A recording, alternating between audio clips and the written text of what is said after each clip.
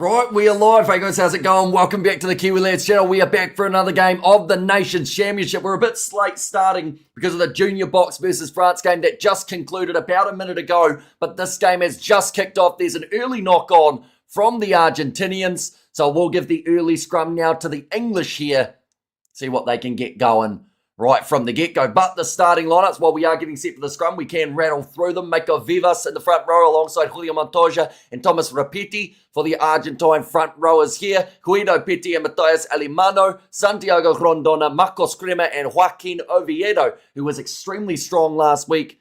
He will be looking to continue the momentum here. Thomas Albanoz and Gonzalo Garcia as their 9 and 10 combination. Mateo Carreras out on the left wing. Justo Picaro and Matias Maroni as the midfield, with Batista Delgui and Santiago Carreras as that number 15. We have got another scrum reset here, so that actually works perfectly because now we can tell you all about this English side. It's Alice Genge, Jamie George and Joe Hayes. Alex Scholes and George Martin as the locks, with Ollie Chisholm, Guy Pepper and Ben Earl making up the loose forward trio. So the same as what we did see just last week. Jack Van Porflia and Finn Smith in the 9 and 10. Emmanuel Fiawai Boso out on the left wing. Seb Atkinson and Henry Slade in the midfield. Tommy Freeman and Marcus Smith to make up the rest of the starting side. Now, the scrum just now happening kind of shows you how much time it takes for a scrum to take place. The fact that we rattled off both teams' starting lineups before it did happen, but Jack Van Porflia going away to the right-hand side. England finding space already out into the wider area. Tommy Freeman moves up to the halfway line for being dragged down in the tackle. Bullock needs to start, says Colin, although they love using him as their impact player off the bench. The English now passing away to the left-hand side. Slade moves it on to Smith, who does drop the ball backwards under a bit of pressure, pops it up to Chisholm. And nice carry there from Ollie Chisholm to make a few extra metres after taking contact from Los Pumas. Now low chopping tackle from Marcos Crema, but it will be the penalty advantage in favour of the English. Emmanuel Fiawai Boso going up the field, breaks through one, sneaks almost through another, looking for another offload. They'll go back for the penalty. And we have got there, aren't you tired? Yes. I'm pretty tired at this stage. We started commentating 13 hours ago. And we're still going. We actually chucked in an extra game too that wasn't initially going to be covered on the channel for the under-20s matchup. But it was a good match as a whole. It seemed like it was going to go either way. But yeah, it's been a hectic old time in terms of the matches we've seen. We have here, let's go Southern Hemisphere team. And geez, how much have a sandwich, mate? You must be starving now. The hunger hasn't really kicked in yet. I think it's just because of how eventful the day has been that I kind of forgotten about it, but I'm definitely going to have to get something after this game. Pretty sure Hamish is working hours that would be illegal if an employer demanded it. And how the hell is your voice holding up? That's a good question. I have no idea. I thought I would have lost it about 2 hours ago. But now Emmanuel Fiawai Boso still going forward. Jack Van Porflia fires it off to Ben Earl.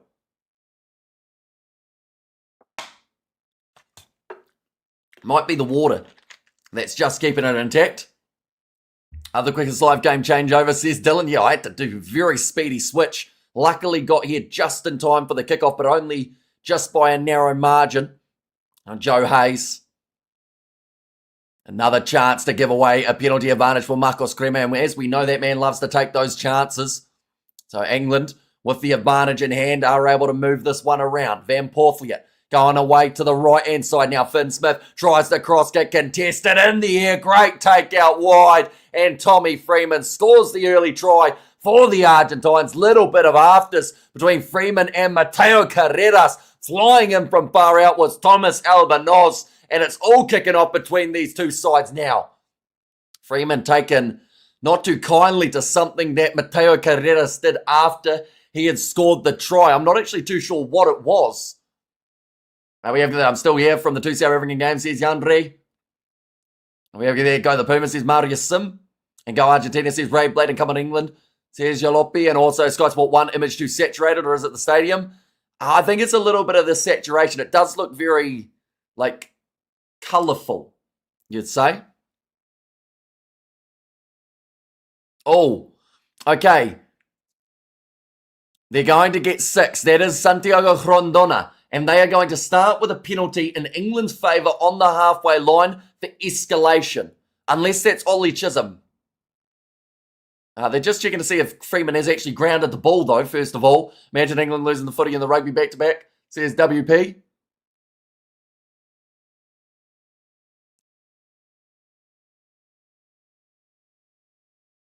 Oh, okay, so it's actually going to be a penalty against Ollie Chisholm.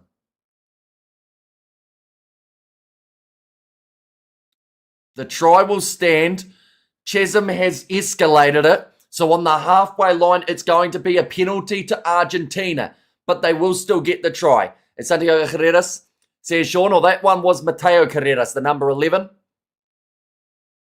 And we have there, Hamish is a true joke. Says Ray Blader, what's up, Hamish? Says Gumby, welcome in. A chance here for Finn Smith to be able to kick this one close to the sideline. I mentioned here before this match got underway, Argentina have never lost a game of rugby at this location. I have a couple of English friends and they're perfectly normal oaks. I don't know why is that English athletes and their fans are so unlikable.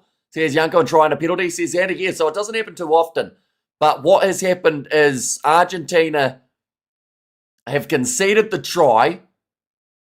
Okay, so it was because Mateo Carreras afterwards kind of put an arm around the neck. How does that work, says Dylan?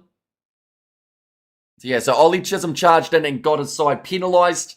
Why couldn't Angus been the ref for New Zealand Ireland? He's light years ahead of Berry because he's from New Zealand, so they wouldn't have had him, seeing as he wouldn't have been neutral. That one's going to be kicked in a Dutch by Santiago Carreras, and now they will be on the attack for the Argentines. England lose by 27, says Martin. And go Argentina, says Nazi there too. The kick missed from Finn Smith, I should mention. So the score does currently sit 5-0 in favour of England, getting the early lead up against the Argentines. And he's Australian? Oh, is he? I thought he's from New Zealand, Angus Gardner. My apologies. I guess they probably wanted to save him for the close game of the weekend then, in that case, because this one was supposed to be the 50-50 contest going away to the left-hand side. Mateo Carreras pops it up to Joaquin Oviedo. Now another advantage. Away to Marcos Crema. Now Garcia pops it in behind to Mateo Carreras, moves it on to Huido Petty. There is another advantage. That's Ben O'Keefe. I think I was thinking of Paul Williams, actually. Now going away to the right. Now left-hand side, Garcia popping it up to Thomas Rapetti. Busy day at the office, Hamish. Yeah, we're up to about the 11th hour of commentary. There's still this whole match to go. Now Garcia again moves it on to Batista Del Gui. Almost was able to sneak through the tackle attempt to Seb Atkinson, but they'll go back for the penalty. What's your dress, Hamish and Waimedi? Got a couple of potato top pies from the bakery. I'll courier them down now for your brekkie. Says Nazi. Well, I am a few hours north of Waimedi at the moment, and I am definitely going to go get breakfast after this. I haven't decided what it's going to be, but a couple of people did donate earlier on for the breakfast fund. So I'll have to make my mind up about something. I've got it at England by 32, says Jalopy. Go the Southern Hemisphere, says Untatuku. Again, the kick towards the touchline for the Argentines, looking to be aggressive here early after conceding the first try of the game. Batista Del Gui. He's situated right out on the wing here, which could bring on some sort of cross-kick potential play from the Argentinians. 24-hour streams are awesome. What are you going to stream after this, Hamish? Pool or horse racing, maybe? Says Xander. I can make you deserve it. You're a champion, best commentator in New Zealand, if not the world. Says Nazi. Yeah, I would be lying if I said I'm not looking forward to having something. For a bit of a snack. Garcia goes on into the midfield. Big shutdown tackle made by Tommy Freeman on Picardo. And coming to saying Montoya, the Argentinian way, makes me really happy for some reason. Says Yanko. Now it's not backwards, so play on is the call. Batista Del Gui looking down the wing. Goes for the grubber in behind. Can't get there. Advantage was already in play though. I'll go back now for the advantage. Oh, Marcus Smith trying to give Del Gui a little bit of afters there. A little bit of push and shove, although Marcus Smith was the one who started it. Maybe ribs for breakfast there, Xander. Are ribs a normal breakfast? I feel like they're more of a dinner or a lunch thing, aren't they? Do you saddle your horse to go get breakfast? Is there cars in New Zealand? Believe it or not, we recently got cars, yes. We've also got those e-scooters. Those are dangerous. mainly for my wallet because I love getting them. This one's going to be kicked into touch by Albanoz here. Still the 10 metres from the line, and that sounded like a last warning coming from Angus Gardner. I'm so happy for the baby box. Those youngsters give it their all. Kevin Foote should be proud of himself. It's 9:22 in Cape Town, says Ruth there as well. On out for Montoya. Now getting it back to the hands of Meko Vivas. Comes out the back for Garcia. Mateo Carreras trying to bump off the tackle attempt of Finn Smith.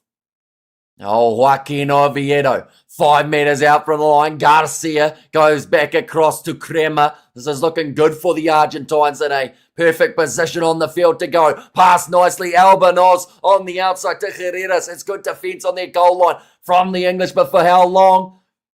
Couple of cheap shots on the breakdown from Marcus Smith on Delgui. I don't know what's happening between those two, but Smith is trying to get any sort of shot that he can in, and there's a knock on from the Argentinians now. Is it 2-0 for Wales against the Box? Yes. We have the Argentina love to start fights. Tell you what, I don't know if Argentina are starting all of them. Marcus Smith, for absolutely no reason, was digging his shoulder into the ribs of Delgui while he was grounded on the last breakdown. Currently 9.5 minutes into the contest. And England, they will have themselves the chance here, just out from their own goal line. It's not like the English are playing like Saints, mate, says Unico there. The knock on from Crema and the 2-man tackle. Nations Cup must also almost be taking place. I would think. I think a lot of those games are later on. USA versus Spain still to come. Also Tonga versus Portugal. That is kicking off in 1 hour, 20 minutes time.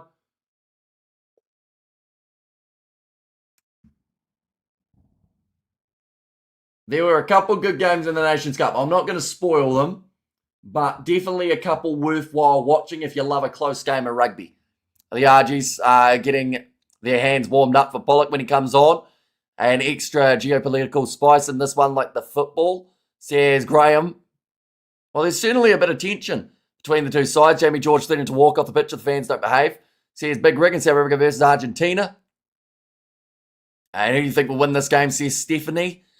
If I had to, I'm going to say it's a guess, but I would say England. I feel like what they did throughout July last year when they went to Argentina with their experimental side and won both matches. Argentina are undefeated at this location though, so that's got to count for something, but I do think that the English might be that little bit too strong out there on the field today. Always a fantastic morning. And when the ABs and the Wars win the night before, that's a free kick going the way of England, who will just look to send this one downfield into touch. You just have to admit the flair and creativity that Argentina, Fiji, and Scotland, when Russell was playing. You just have to admire rather than admit. Kick downfield, doesn't find touch with it. Argentina looking to run this one back with Santiago Carreras. Now chasing after it. Batista Delgui. It's going to be a good aerial challenge. He has knocked it on. Joe Hayes covering the ground to be able to get back. And Samoa, Romania was a classic match. That was one of the ones I was looking at. Yes, as well as Uruguay versus Hong Kong. That looked like a pretty good back and forth too. Missed every game except Ireland versus New Zealand, and damn, they were all blowouts. Yeah. We haven't had a close game yet in the Nations Championship. Moroni is an interesting name, says Sam. Kicked into touch by England from within their 22. Argentina will have the line out 43 metres out from the English line.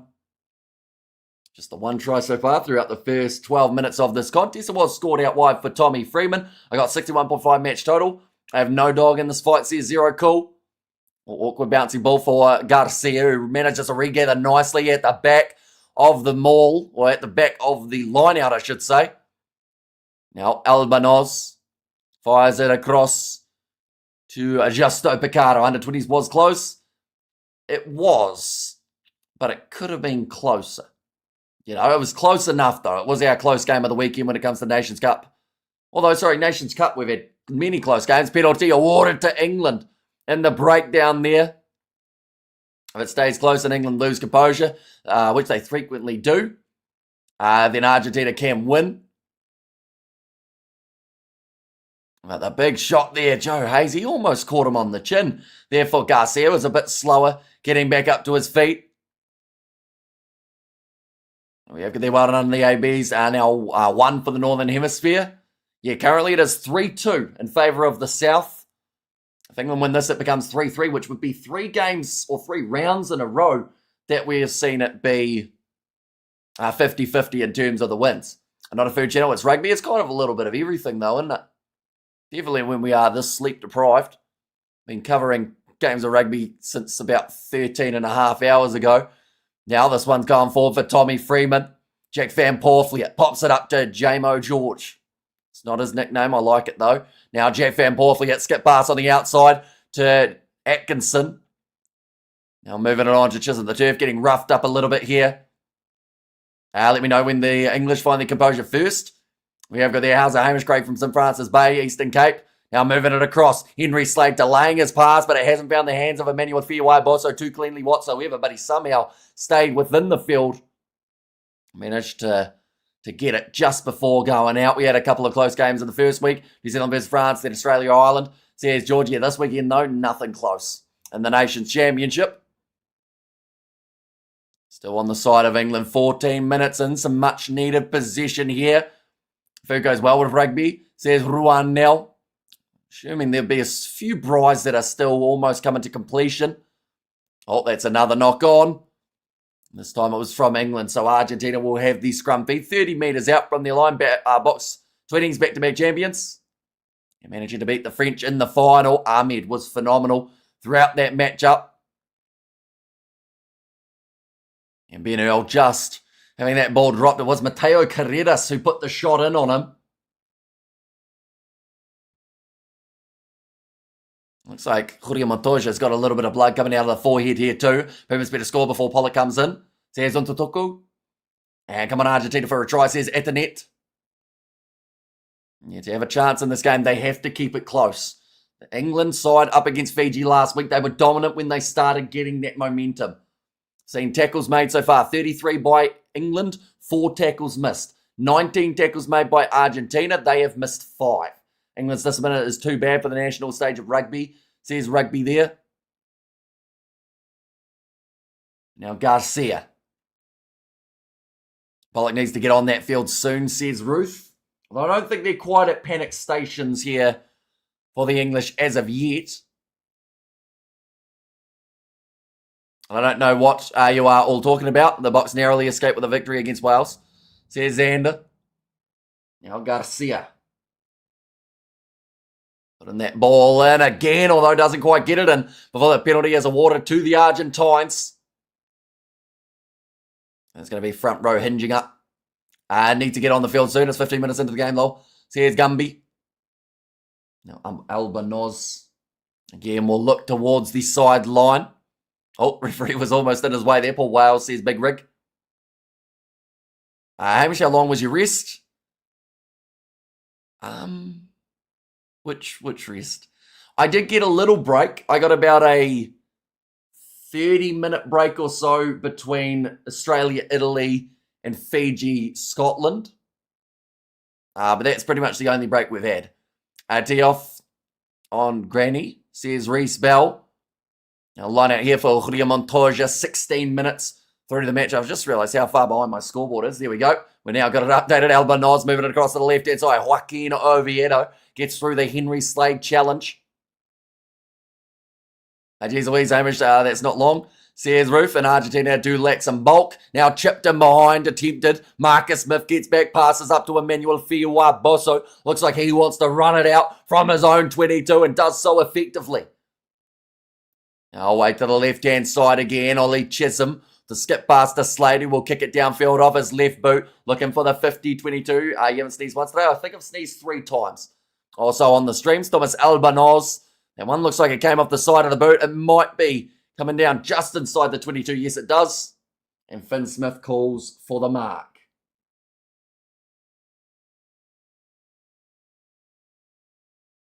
Finn Smith at the moment. Just taking a little bit more time here as well. Yes, Argentinians aren't big people, which makes their athletic dominance all that more impressive. But they have a couple of exceptions too, like Marcos Crema, says Yanko. The voice of the game, Hamish, says Mark. We have got about 63 minutes remaining of this one. We haven't quite found the full stride of the match. Waiting for those next big kind of breaking moments. It can change the contest. On it here for Julio Montoya. England just that one try of Tommy Freeman. At this point, Montoya goes into the front. Well taken by Huido Petty above his head. Now rolling more slowly, crab walking towards the sideline here for the Argentines. They have to be careful not to get driven into touch by this English maul defence. Ball's at the back again, though, for the Argentines. Going to be Gonzalo Garcia away there. Oh, it's an awkward one for Picardo, the way that his leg buckled. Seems like he is going to be okay. Garcia again pops it to the right-hand side. Julio Montoya. It's about 40 metres out from the line for Los Pumas. Back across there. Mako Vivas onto Albanos. Straightening with the run was Carreras. He gets round the tackle with Chisholm. And now drops the ball, though, just as he got the breakaway. England with the counter-attack through Tommy Freeman. Emmanuel Fiwa-Bossa was on the outside, but he has opted to go for the boot. Argentina retreating back into their 22, well claimed by Santiago Carreras. Marcus Smith, as well as Fiwa-Bossa, chasing alongside Tommy Freeman. They couldn't quite outpace the Argentine fullback, though. England's discipline needs to get better from an Ireland fan. I don't say 14-21 to me, says Rugby 12. Now Gonzalo Garcia again gets that one downfield and into Dutch. Congrats to Kiwis earlier. Smoked us like a spliff, says aim on there.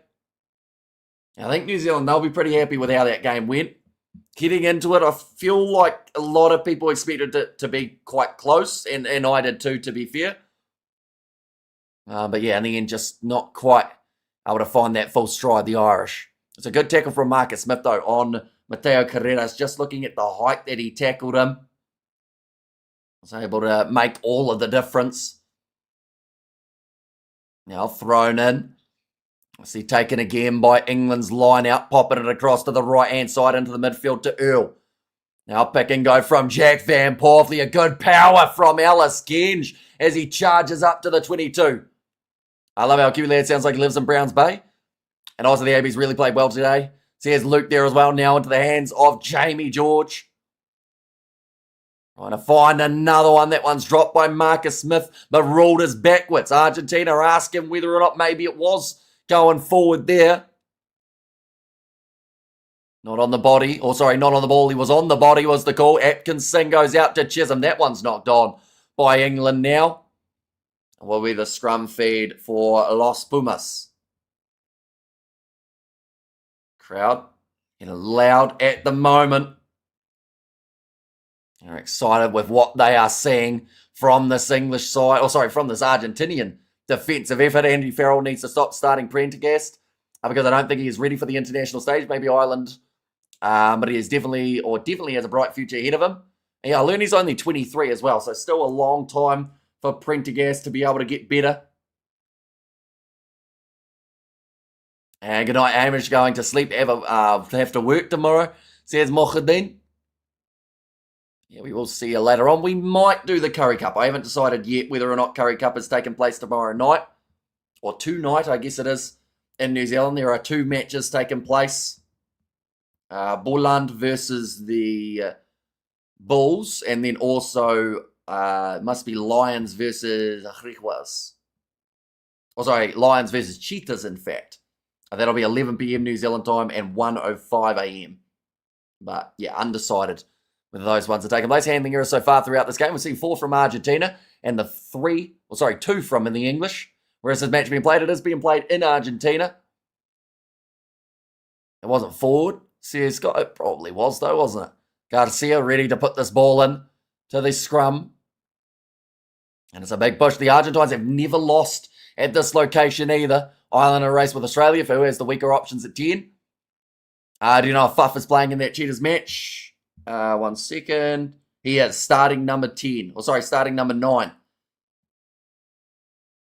Which is tempting to cover it just because of that. But at the same time, I might be better off catching up on sleep. I see Donovan Don isn't playing in the Boland side. Thank you, come on Argentina. Says Yanev and de Klerk. Yeah, Fuff de Klerk is playing for the Cheetahs in the Currie Cup season. On out here for Rio Montoya, just about on the halfway line. Still the 5 points for the English. No other points have been scored throughout this matchup. Thrown to the back, nicely taken by Petty, but knock on from Garcia. I think you sleep, bro, you end it, says Yanev. Oh, Van Porfliet, away to the right-hand side. Skip pass nicely to Marcus Smith. Oh, big 2-man tackle on Tommy Freeman again. Pops it across to Alice Genji. He's made a few good meters from his last couple of carries. Now across to the right-hand side. Moves it on to Emmanuel Fiu. Wow, Bosa, when you talk about meters made, that man has been phenomenal in this game. Offload to Benul. And he gets down and he gets over the line for England's second of the contest. He got slammed down over the line. Are we over there too much sport this weekend? Rugby Football World Cup, Tour de France, Belgian Grand Prix. Oh, yeah, the FIFA World Cup final's on currently, isn't it? Or, sorry, the bronze final, I should say. Oh, no, sorry, it takes place in an hour and 21 minutes' time. It's a wee way away. For some reason, I felt like it overlapped with this game. But I was very wrong. They moved back to South Africa from Japan and joined the Cheetahs. We have you there. Would you rather get hacked in your expensive computer but get a girlfriend, or would you rather deny? I'd probably rather deny. I'd just prefer not to be hacked. And a couple of the Pumas says, how's it, my brew? Welcome in. But 24 minutes in. There is a TMO check here, though.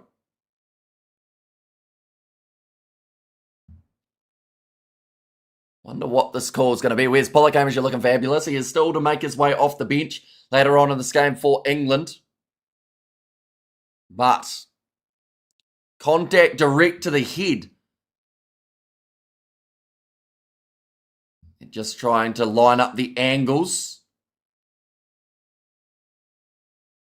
Actions from Batista Batista Delgay. It's the cheap shot. Oh, no. I thought it was Mateo Carreras that they were showing. It is 11, so it's Mateo Carreras. Bro, you had a kai? I was listening to you this morning in the UK and the AB's Match of Legends, says Daniel. So last meal that I had was at midnight. New Zealand time. We're now almost at 8 a.m. How do you tackle with malware and viruses in your computer? You seem to be very aware of technology, says From. Normally, I just have the antivirus softwares and whatnot. Thanks for the commentary, Hamish. Busy working and have your stream on the other screen. Port Elizabeth. South Africa scored 40 points against every team so far. Throughout these July internationals, they have, yes. But he's about to go as low as he can be. The other guy is falling into it. Okay, Angus Gardner is saying that he does not see this as foul play. So you would assume that this one's just going to be play on from where they were going to be. And what meal did you have? What did I have? I think I just had toast because I didn't have that much time in between. So just some quick fire toast was on the cards. You're just showing it again from this angle. Oh, okay. No, that's a different breakdown. And that's not great. He is upright, so this one is going to be a yellow card for Mateo Carreras, but it wasn't for the first initial one that they were looking at. Thanks so much. I think the Lions going to beat Faf's Cheetahs. Go to the Lions. See, there's Rudy there. It meets the yellow card threshold for Mateo Carreras. He's quite surprised with the call. But I think it was the right call in the end there.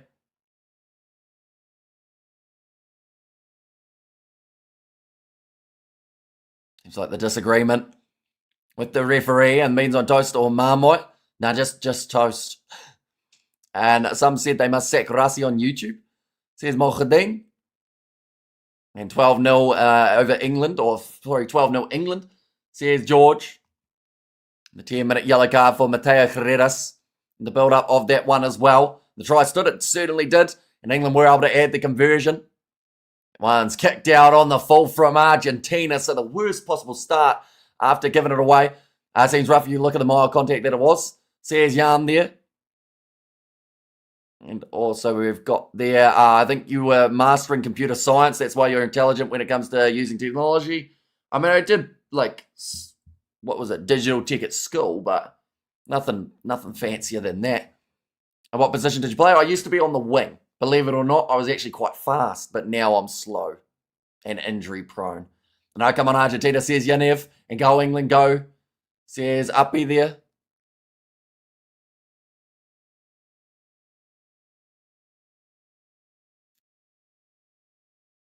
Just a very straightforward no answer from the referee Angus Garnalis. Genji having a conversation with him. He asked whether or not he felt like from what the Argentine was doing, that's why Genji said he thought he was having a bit of a rough run. Angus Garnalis went, nah, it's not that. Yeah, Argentina playing at home, says Rugby 12, and England getting the revenge for the Argentinians knocking them out of their soccer. And also Argentina have been really disappointing the past 3 games, says HDB. Well, they did all right up against Scotland, though, didn't they? They had a bit of a back and forth with the Scots. They also beat Wales last week, so you'd say that that's a good win to have. A little bit of a counter ruck coming there. Told to get out of it for Garcia. Moving across to the right. Running forward is Joe Hayes again. Rush defence from Argentina does leave a bit of a gap, though, for Marcus Smith. Are you still coaching cricket? Yeah, although we are in the off-season at the moment. But my junior side, they won that's close to the line, although it's knocked on by Finn Smith in the end. They'll go back now for the Argentinian scrum feed. But yeah, my junior side won the junior competition for the first half of the year. And then second half, we didn't actually have like playoffs or anything, but they improved a lot throughout the year, which is great to see because at times they were a stressful bunch. And all my respect for you, 5 matches today, says Daniel. Yeah, and sneaking in a half sixth as well with that under-20s game. Now 27 minutes through this one, England leading 12 points. Now this was supposed to be our close game of the weekend. So we kind of need it to even out a little bit in Argentina to get back into this one. But Ben Earl running it up to 40 metres out. We have got there, New Zealand gives South Africa PTSD when it comes to the cricket, says HDB. Now grub it in behind from England, looking to play territory, although this one will go into the end goal area. It was almost close enough for Emmanuel Feawa-Bosa to jump on it. I mean, she's very smart and intelligent. I think with your intellectual mindset, you can achieve 100,000 subscribers this year, says Frim. And this comments just Northern Hemisphere, Japan included, versus Southern Hemisphere plus Japan. Japan excluded versus Southern Hemisphere plus Japan. Cheating referee trying to penalise England. They even tried not to give their head charge. The ref is destroying the game. Complete scum referee, says Steve P. Could you also argue that it was because they were showing the wrong replay to the ref, though? It seemed to be once they actually found the one for Mateo Carreras and their head contact in the breakdown, Angus Gardner said that he sees it as foul play. But until then, they were showing the wrong showing. Which is where he said that he didn't see foul play. So once they showed him the right breakdown, he did rule it as a yellow card. But until they showed him the right one, he could only go off what he was seeing. I think in the game in America, will be good for rugby and for South Africa and New Zealand. Another penalty, this time awarded to the Argentines. Thanks, bro. I'm from Wop's Northern England. No TV. I appreciate the AB's game. Now it's the wife's turn with the English game chair, says Daniel. Down to 14 men currently for the Argentines. Brazil has a little bit of Northern Hemisphere, about 7% of its territory. Argentina is entirely in the south. It's one of the most southerly countries on earth, even has Antarctica territory. France is in both the Northern Hemisphere and Southern Hemisphere, says Ian. Right, Jorge Montoya has called for the shot at the post here for the Argentines. And it's going to remain as a yellow card here. And that is because of the sudden directional change. Scum bias ref, says Steve P. Did you listen to anything that I just said, Steve, or are you just still caught in your own head? We have there World Rugby's mind when choosing who's playing in the International Hemisphere group. I'm so tired. Let's just put Japan in the Southern Hemisphere, says Rugby. I wasn't there earlier. or wasn't here earlier. What do you think about the Luke Jacobson call? That was one of those ones I could have seen as a red or it could have been a yellow. Either way, Jacobson was deserving of the card. But yeah, it could have gone either way, and I don't think anyone would have really minded either side of it. That's technically true because Reunion is technically part of France. Now, Santiago, it is Thomas Albanos with the kick here. This will use up a bit of the time off of the clock for the yellow card of the Argentines too. Over there, I'm not familiar with the lady commentator. She keeps throwing me off. I might have to mute TV commentary. Says Liza. Not that bad, is she? That one's going over. And that's going to make the score now 12 points to 3. Do Kiwi school rugby games do the haka?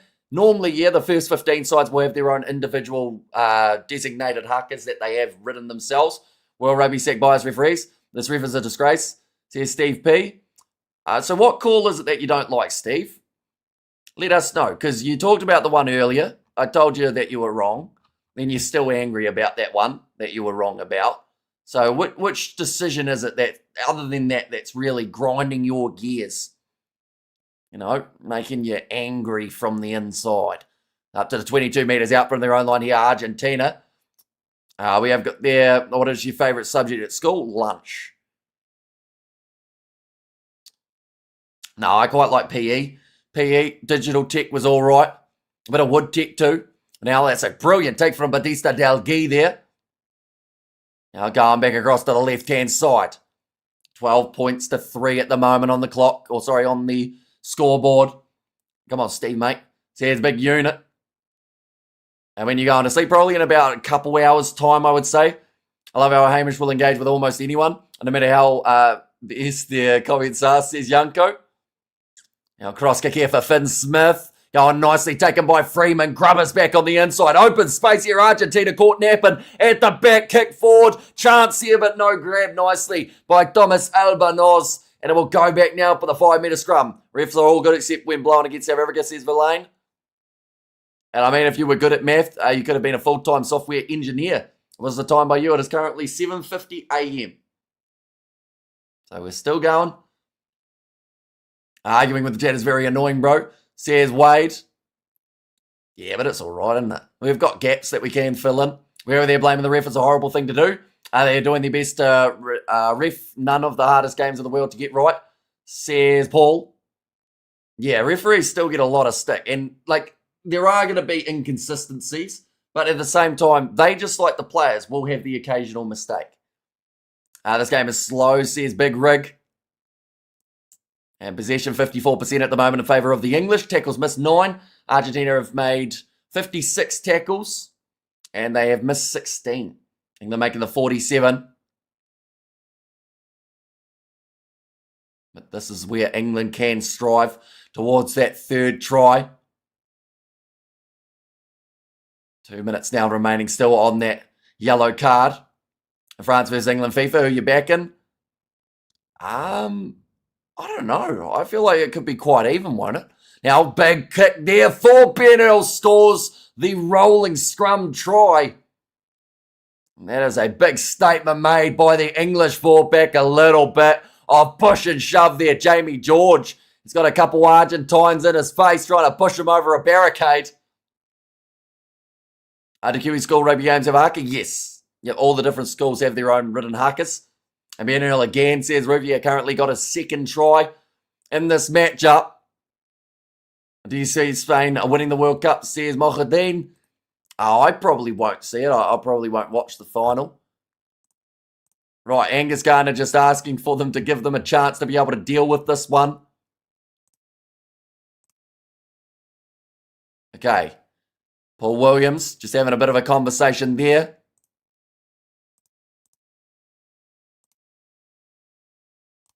Argentina under the posts. They are having their huddle. It looks like it's just going to be a move-on situation.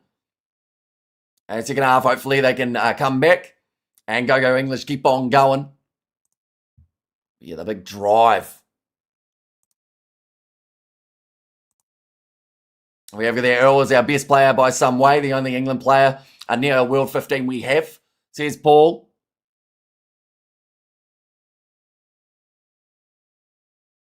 They're just showing that work of the front row. They really got in a great position right from the get-go. I think English are going to go going on like proper twats to put it in their own terms. Looks the All Blacks versus Ireland and even Fiji versus Scotland was the best game of the day, says Liza. Now kicked off. 19 points to 3 now, though, the way that it sits. This is a game no one in England has any interest in at all. The third place games are awful in any sport, says Gumby.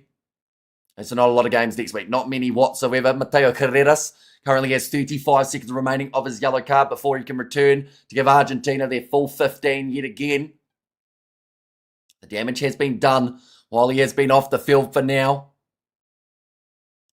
And not a lot of games next week, says Mohadin. I'm sorry, but this is disastrous for the Pumas. What are they doing, says Kahu. Taken in the line out by Santiago Rondona. Albanoz again will send this one high and across field. Taken by Emmanuel Fiuabosa, who's certainly in the man of the match candidates at the moment alongside Earl. For the way that they have started this game. Jack Van Porthleer looking to the short side, going for the chip in behind. Waiting for it was Santiago Carreras. Runs up to the halfway line, takes the contact of Jack Van Porthleer. You should honestly leave New Zealand. Nature is nice, but the income is increasing. Tension and stress, says Frim. And Italy and Argentina really let down these last 3 games. Now Garcia fires it back to Albanoz. They aren't looking to go deep here. Everything is to try and retain that ball a couple more meters up the field for the Pumas currently, and they have done so there. Justo Picardo claiming it for the Pumas. Now off with Joaquin Oviedo.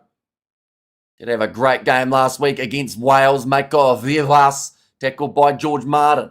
Crazy, I thought England would be a threat at the World Cup. They got a long way to go, says Daniel, and Argentina's not playing their best rugby this year. Yeah, they've had a bit of an up and down, the Argentines, although that pretty much summarises their whole rugby tenure, is the fact that every once in a while they have a phenomenal game, and then the other times they just do struggle. England are bloody hopeless. They're spineless cowards, says Stephen. From your line of questioning and comments, Tim, or from your line of questioning and the comments, Tim, are overly personal. You try and talk some rugby butts, says Gumby. Now going away to the right-hand side. 4 minutes remain in the first half. Currently on the halfway line. And Albanos, this is a drop goal attempt here from the Argentine team. It went between the posts, so just a little bit too little on the distance. England were good at the World Cup. They just massively botched it in the semis, going full defence when 1-0 up against the Argentinians was insane. Now Mateo Carreras back on the field, back to 15 on 15. 6 defenders on with 35 minutes left. WCF says Big Rig. Angus Gardner just yelling at a few of the drinks runners, telling them to get off. Looks like a bit of an injury here for one of the Argentine players too. Time left, says Bocan. Currently we've got 3 minutes remaining in this first half. And then we've got the second 40 just around the corner too. Batista Del Gui going up for the ball. Managed to regather it before the knock-on was called. Garcia up to Oviedo. Now Garcia again. Additional needs to go. They should have sacked him before the third place match. Says Gumby. And the All Blacks haven't lost it at Eden Park in 53 years. That's amazing. Well, not quite 53 years, but 53 matches in a row they are at currently. The Kiwis, I think the last time they lost there was at about 1994 against the French, I want to say it was. But now penalty, won by Ben Earl in the breakdown. He has had quite the showing throughout this first 37 minutes. England and New Zealand final World Cup. It's written in the stars, says Mark. They will go towards the touchline again here, England. Henry Slade wants to keep playing here, Angus Gardner. He is doing quite well in terms of trying to speed this game along. There are a lot of players trying to get stoppages because of the pace that it's been played at. Ben Earl is fabulous here. I wouldn't hold much hope for England at the Rugby World Cup, says Daniel. I lost in 94 to France, and to Mac's dad was on the team. And if you feel, I want to feel old, 1994 was before Hamish was born. Love how much us English are so in everyone's head, despite being pretty rubbish at the sport, says Paul. Not releasing goes against the Argentines, and a chance now for England to try and book that bonus point before the halftime break if they are able to score in the next 2 minutes.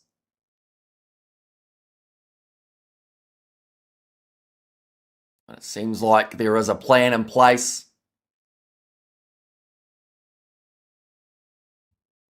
Okay, no foul play. They were actually just checking something for the TMO. Are you everyone's favourite team to beat, cuz? Because, there's aim on. Next World Cup should be interesting for both of these teams. I can see it going extremely either way for both.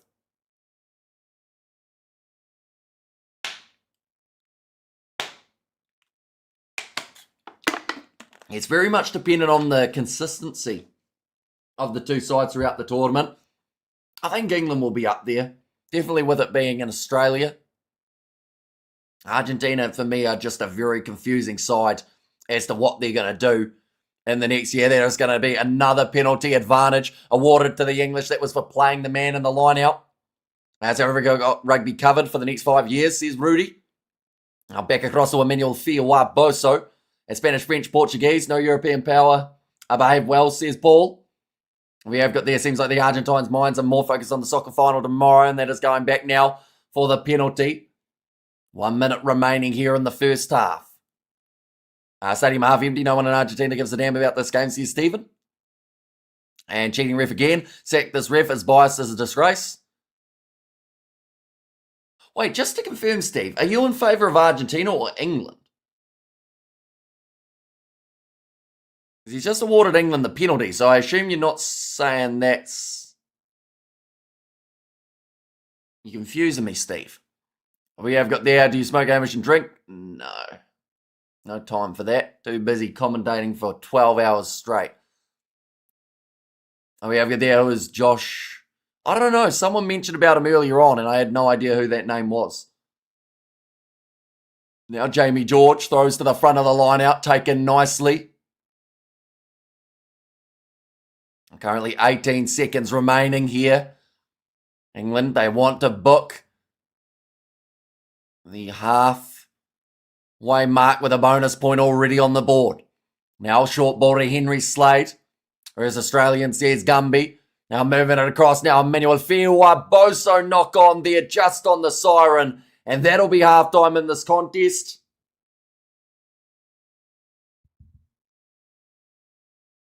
Angus Gardner just trying to keep the tensions low here, but both sides are going back and forth. They're chomping at the bit for the second half to start up, but they now have about a 15-minute break before they get to go out there. I think we'll go like that. There we go. How much did you drink water today? I think I've had probably like 1.5 liters. Look, all of his decisions, he did not want did not want to give that headbutt. So who are you, like you're saying he's biased towards? Because you said, oh, he's bloody biased, but then you didn't say who he's actually biased towards. You're saying he's biased towards Argentina? Or you're saying he's biased towards the English because of the amount of penalties Argentina have conceded? We have their apologies of this type of technology conversation. A bit annoyed you, says Frim, and also we have their boring game so far, says Calmac. And this is a game no one wants. Why are they playing this game, says Stephen. Well, they're showing pizza now. I know that we learnt that KFC's open at breakfast time. Surely something like a pizza wouldn't open till later, right? Yeah, opens 10:30. Pizza's more of a lunchtime thing. And Argentina looks like they've been on the downside for the past year plus, says Gumby. Josh Curtis smashed the 27-year-old a mile record on the 18th, says Ian. And breakfast fried chicken, says Big Rig. Yeah, second 40 of this one. Currently, England are in control, though. 3 points to 9 currently. The temperature dropping in Cape Town now about 8 degrees. Eating KFC for breakfast is a bit unhealthy, ain't it? Yeah, that's what I thought. But they open at 9 here, which I didn't realise because we don't have any, breakfast foods at KFC. It's just the burgers and the chicken and everything normal. Go for a double sausage McMuffin, never fails. Says aim on. Could be a decent option. Be quick and easy. And I just have to drive there, which is not that far. It's like a 6-minute drive. We have got there our Henry Pollock. Put Henry Pollock on, please. Liven up this game. Says Ruth. Yeah, he's going to be taken to the field for the second half. More than likely. Probably around 30 minutes to go. That might be when you chuck out Henry Pollock. Let's give him the chance. I was in the Falklands with 42, Koto RM. I was always respected them until 2 days ago when the sissy footballers turned political.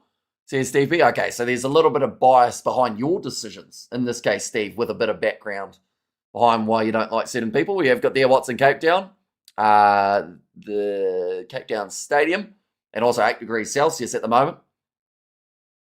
And need a hydration break to keep commentating. Says Ian. Yeah, we have still got another about 12 minutes remaining of this halftime break one time. Us, the New Zealand employee at KFC. Employee said, yes, the chicken is halal. Says from.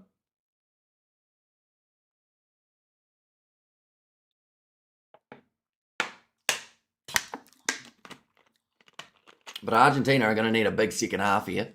They haven't really done a huge amount.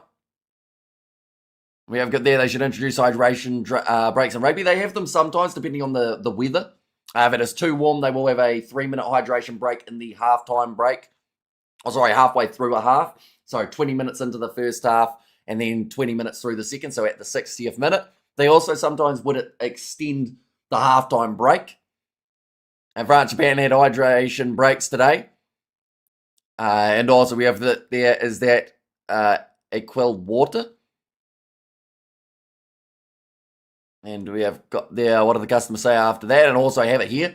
Says Mohadin. But yeah, we saw Fiji and England have it last week, which was the 20-minute halftime break. South Africa and New Zealand scrapping it out to see who finishes top of the table in this international comp. Says Daniel. And yes, sadly for the Kiwis and the South Africans, only one can finish as that number one ranking. It does seem like France have got a pretty decent shot of finishing one in terms of the north sides. Although saying that, they do still have their game against the Box. They are also going to be playing the Argentinians and then also the Fijians. Hydration breaks are silly. Team lose focus over the half, which leads to more entertainment. Also kills momentum in the game. You are correct. But I think the referee has become very hit and miss throughout rugby. What do you think? I agree that the referees at times can show inconsistencies.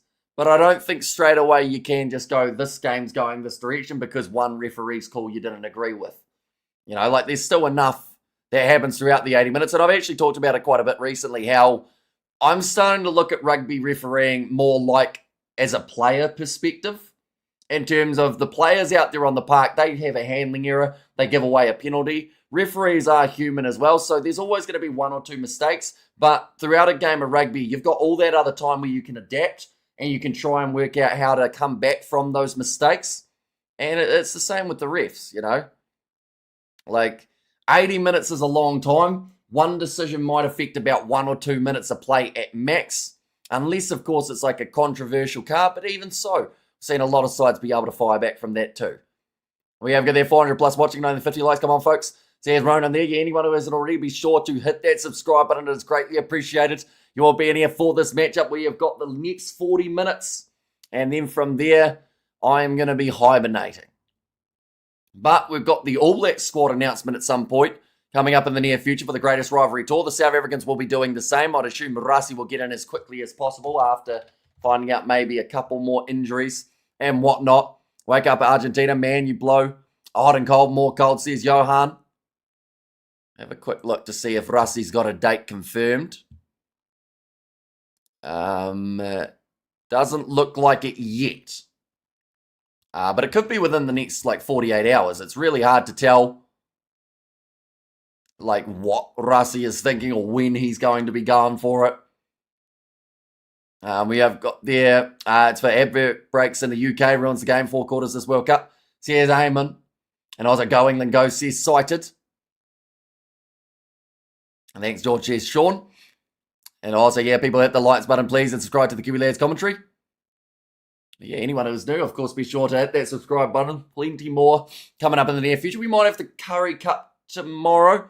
What's the table look like, says Kahu? At the moment, on the Northern Hemisphere side of things, France are sitting at the top of the bunch. In fact, what I will do is I'll show you what the table was before this round got underway. So this is how round 2 sat. And now into this round, we have seen France get themselves the bonus point victory. They have moved up to first. We also got to see Scotland get the win over Fiji. They received the bonus points, so they are up to second. Ireland are in third. And then England looking to get themselves up there as well. And they can potentially go above the Irish, as Ireland weren't able to receive any bonus points from the matchup against New Zealand. On the Southern Hemisphere side of things, we see South Africa at the top of the bunch on 15 points. New Zealand in second on 15 points as well, but the points differential better for the South Africans than the Kiwis. And then we saw the Australians get the win. So I believe they sit third. And then Argentina after them, and then followed by Japan. Fiji still yet to get themselves any points in this this Nations Championship competition. Also, for anyone wondering about when the next round is taking place, of course, we have had 3 rounds back-to-back. Round 4 is taking place in 112 days' time. Ireland versus Argentina will be the first match of that round. And then from there, Italy versus South Africa, Scotland versus New Zealand, Wales versus Japan, and then France versus Fiji, as well as England versus Australia, rematch of an Ashes matchup that we've seen in the cricket and the rugby league. We get to see it again for the rugby union. One second, we'll go like that as well. We have got their junior box, and now we'll also back-to-back, being in the junior French 16 points to 5. What do you think World Rugby could do more with countries like Fiji and Samoa and assisting them? It is a tricky one to say, really, because sometimes the depth just isn't quite there. Fiji up against Scotland, they played a really good game of rugby throughout that first half, definitely with the fact that they also received the yellow card, but they just didn't have enough left in the tank to be able to do more than just that. I know Cape Town is a bad place, people braai inside. We have their Pacific Island sides just hamstrung. No money, and lots of their players are in France, where they are under a lot of pressure to not play international rugby, says Paul. Yeah, you do see those international sides like struggling at times because of, Fijians in the French top 14. You see a lot of them throughout the competition. Someone like Ajita Wainyolo, Celestino Rabotomanda. Do you see the Springboks sweeping the ABs? I don't think so. I think we're going to see at least one go the way of the All Blacks, and I think that would be what makes it a good tour. If we don't see it be all one-sided, Fiji, Samoa, and Tonga need proper committed coaches, says the farm. But then sometimes the coaches can only do so much in terms of the options that you've got. If you look through at your squad and you realise you have all of these players who you can't select, it's always going to be a lot more challenging to be able to put together results. Don't think so if the ABs play like they did today. Should be a good series, says HDB. It's because the top 14 season is about 10 months long. Yeah, it is a very long competition. And, it is the pinnacle for French rugby. A lot of people say that international is the main stage, but in terms of club rugby, top 14 seems to be right at the top. We have got there, Hamish, do you impress the ladies with that thing on your chin? What's the thing on my chin? Like my almost patchy beard? I thought Scotland was bad. Argentina is quite disappointing, says Kahu. Well, Scotland still got the win. Argentina have a long way to go if they do want to get the victory in this matchup. 19 points to 3 heading into the second half. The wind hasn't blown for a week, says Ruth there. The second half of this one, probably 4 minutes away. Like I mentioned, I've been getting into the habit of setting a timer when it comes to the halftime breaks, just so that we can see roughly whether they are still the 15 minutes. These two sides. If England get one more try, they receive the bonus point from this match. If Argentina get themselves 4 tries from here, they would have a decent chance of going on to win this game. I'd like Argentina to lose quite badly today. So decided it's time for England to now completely give up for no reason at all, says Stephen. Your mustache is impressive, Hamish. It says Ruth there too. And Argie's hungover after celebrating the result the other night. England well in control here, says Puka. Yeah, there hasn't been a lot coming back from Argentina in this game. I feel like they've had some solid chances, but they haven't made the most of the Lion-style team from Samoa, Fiji. Would be great, but we would have fit into the rugby calendar. I'd like to see it. Would generate cash.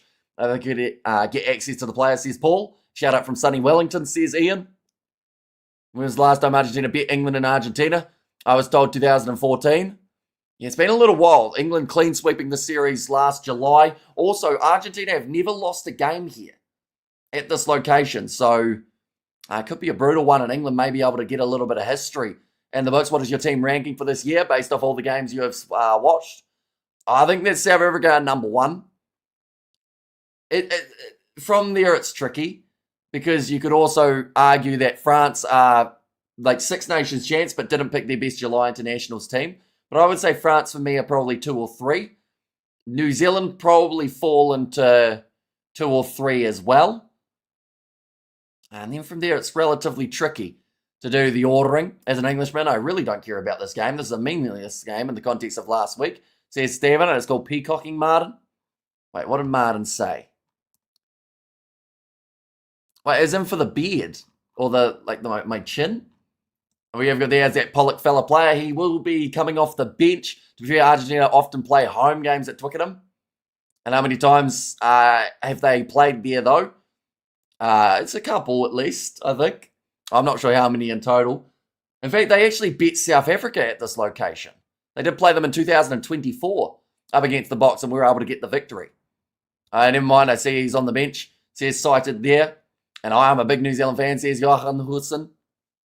And there as well. But we are now sitting 13 and a half minutes through the halftime break, which means 90 seconds until the two sides take to the field for the final 40 minutes of the Nations Championship for another 111 days. Ireland will play the Argentines in the opening contest of November.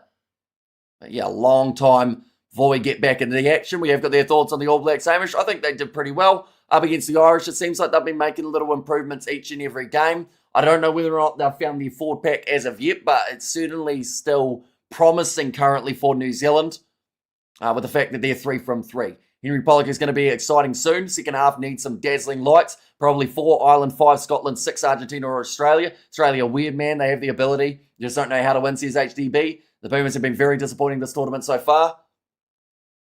And also we've got their England will raise a white flag of surrender in the last 20 minutes. And I love Ruben. I love he's my hero. Says Johan Hudson. And it seems like they've found a very decent option for that 10 jersey now for the Kiwis. The Pumas are more interested in the Football World Cup than this game, says Stephen. And this one just about to get back underway. After the halftime break, Pumas down by 16. They've also had the man disadvantage at one point with Mateo Herreras. Now back out on the field for the Argentines as well as England. My duvet is so warm, says Ruth. I am looking forward to getting into my bed later on, I'll be honest.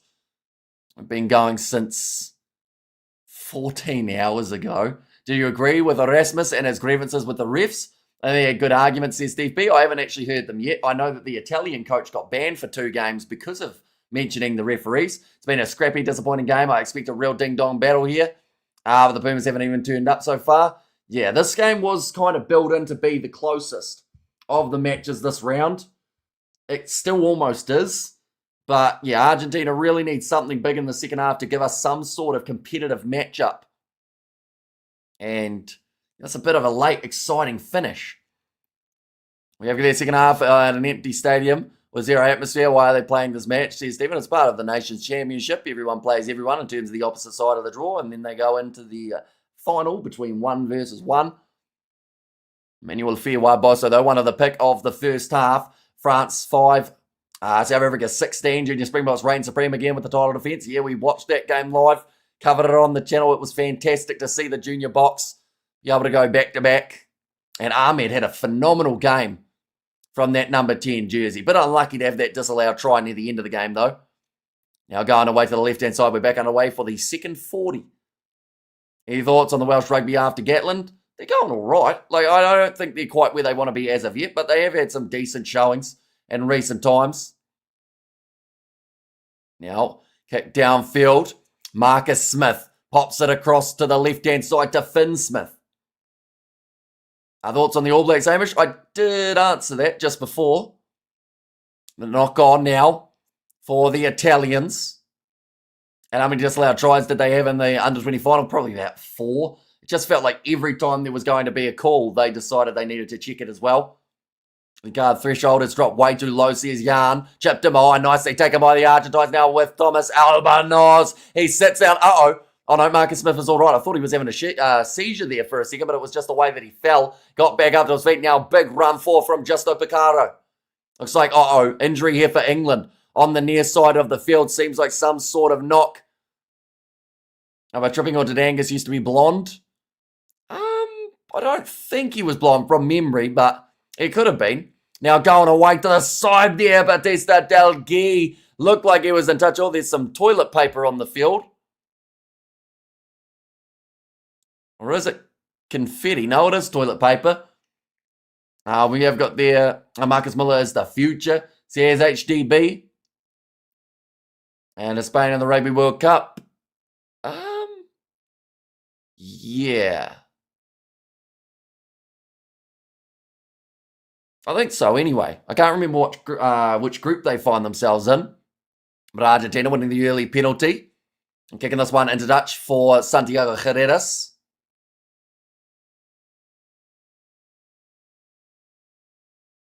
And the kick from Albanoz with that chip in behind. And Albanoz showing off some of that class from the 10 jersey. But he needs more of it. This game is not done yet. If Argentina can be the next team to score a try, would be their first of the match as well. Now Montoya throws it in, taken by Petty. He's been the main target option. And the lineouts at the moment for Los Pumas. About 7 metres out from the line as this rolling maul is nicely set. Joe Hayes running back round the back to join it again for the maul. It stopped once. They're being told to use it here by the referee. Getting close to the sideline. Garcia going on the inside. He will go himself. That is a brave move from the 9. Mateo Carreras is over the line, and Argentina now get their first try of the match. And it has come at a perfect time early in the second half. They needed something, and Mateo Carreras, he's had an eventful game. But he's managed to score now in a very crucial time. 16 tries from his 36 caps for the Argentines. Any substitutions yet? Not that I have noticed. Still plenty of time for Argentina here. We are mentally weak and our bench is a bit creaky, says Paul. But Garcia getting within a couple metres, and then Mateo Carreras just keeping the body low. Runs over the top of Finn Smith to finish it off in style. We have got there, Billy. Los Pumas broke through. Says Roof there. Thomas Albanoz, sits 1 from 1 today. Just the 3-pointer that was taken by the Argentinians early on. Now it looks close. Hits the post and bounces over. And that'll now make the score 19-10 between these two sides. I mentioned how this one was built in to be the closest game of the weekend. Maybe Argentina in the second half have decided we're finally going to get that. Come on, Los Pumas, Southern Hemisphere all the way, says Ontotoko. And now hopefully we'll have a game, says Puka there too.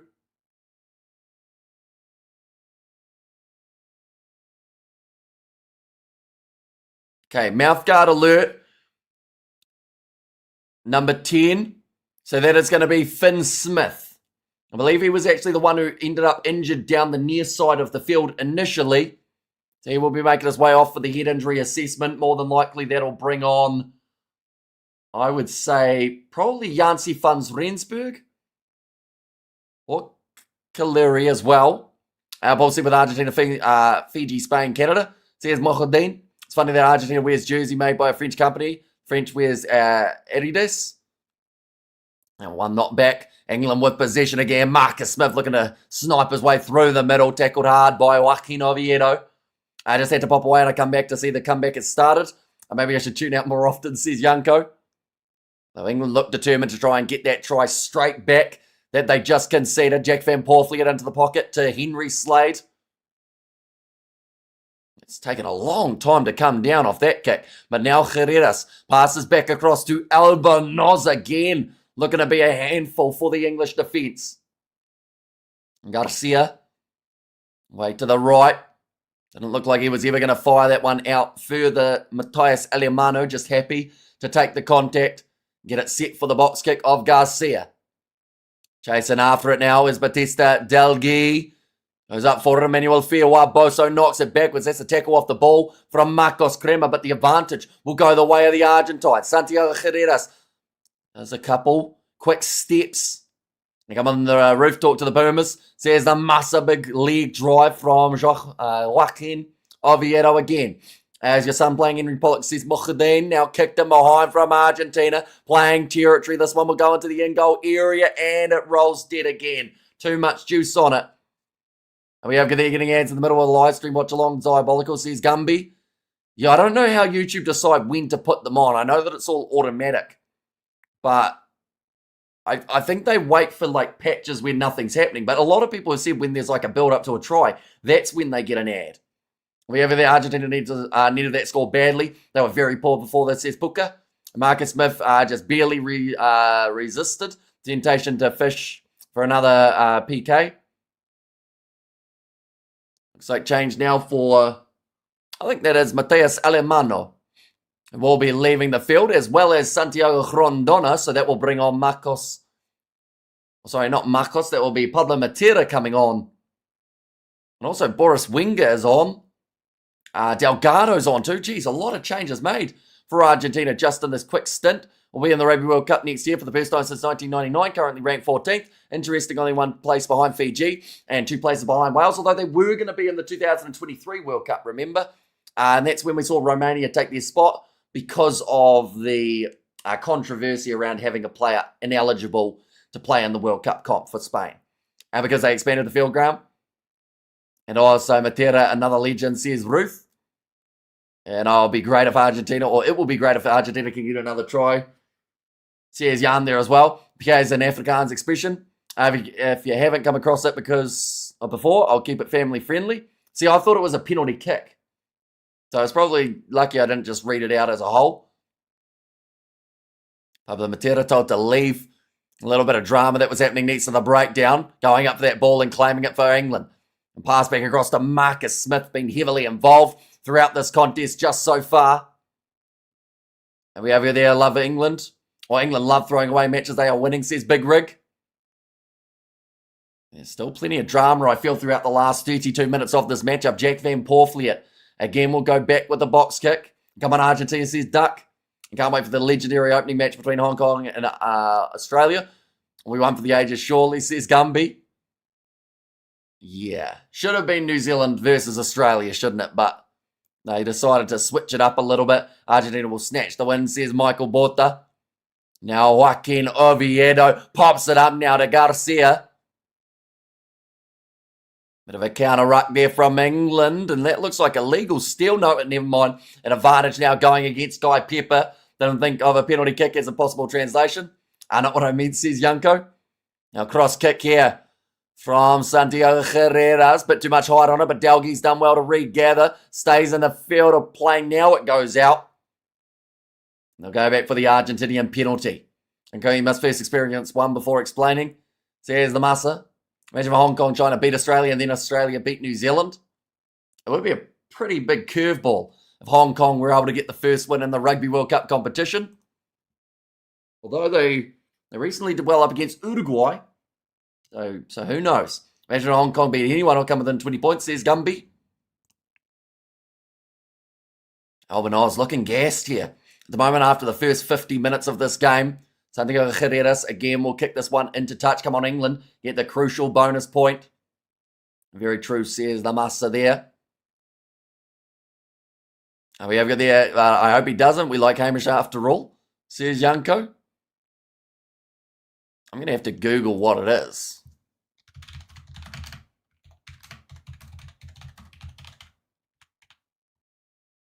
In South African slang. Okay. I see. Now, Garcia going away to the left-hand side. Argentina within the 22, though. Winger. Going into those breakdowns. They've got fresh options here. That one's going to be knocked back. I see Chile win the game in the World Cup. Or do you see Chile winning the game in the World Cup? It will be pretty tough for a lot of those lower-ranked sides, but who knows? When you get that World Cup stage on the cards and the couple lower-ranked sides facing each other in the groups, you could see an upset maybe. And we have there come the Pumas, push through, says Marius, and see you next week, Gamish. I'm on a flight now, says Marius. Well, hopefully you do have a safe flight now. Thomas Albanoz, is that going to be a deliberate knockdown from England or just ruled as a knock-on? Penalty awarded. Double blow the whistle. This might be a little bit of trouble here.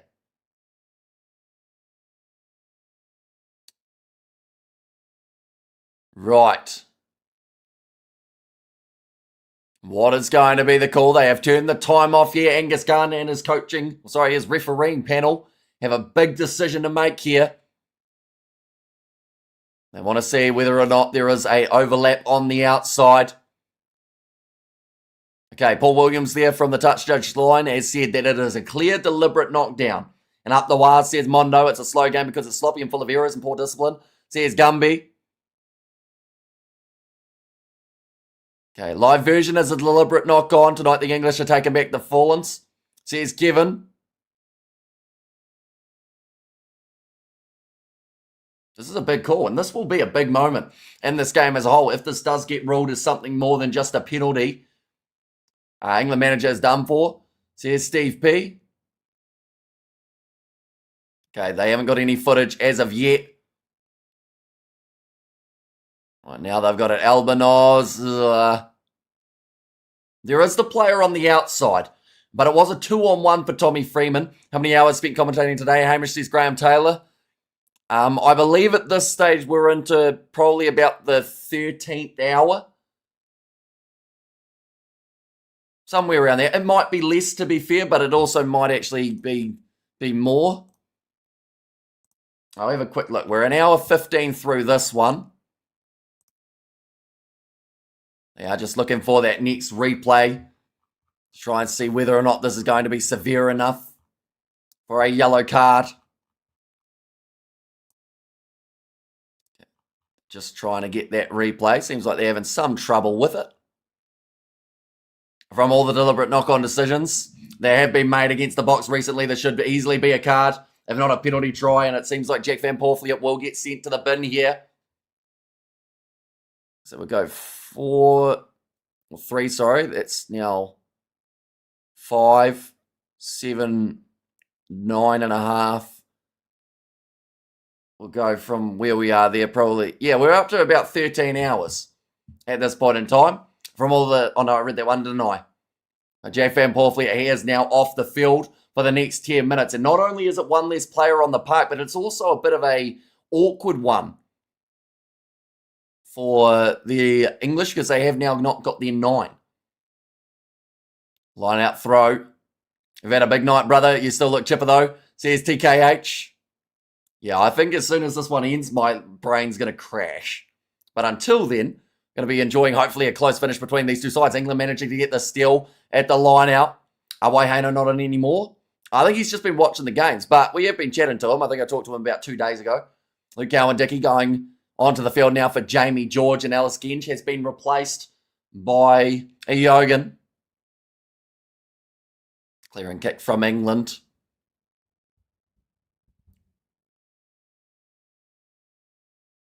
Okay, they've just said there that Marcus Smith is playing 9 for the next 10 minutes of this fixture.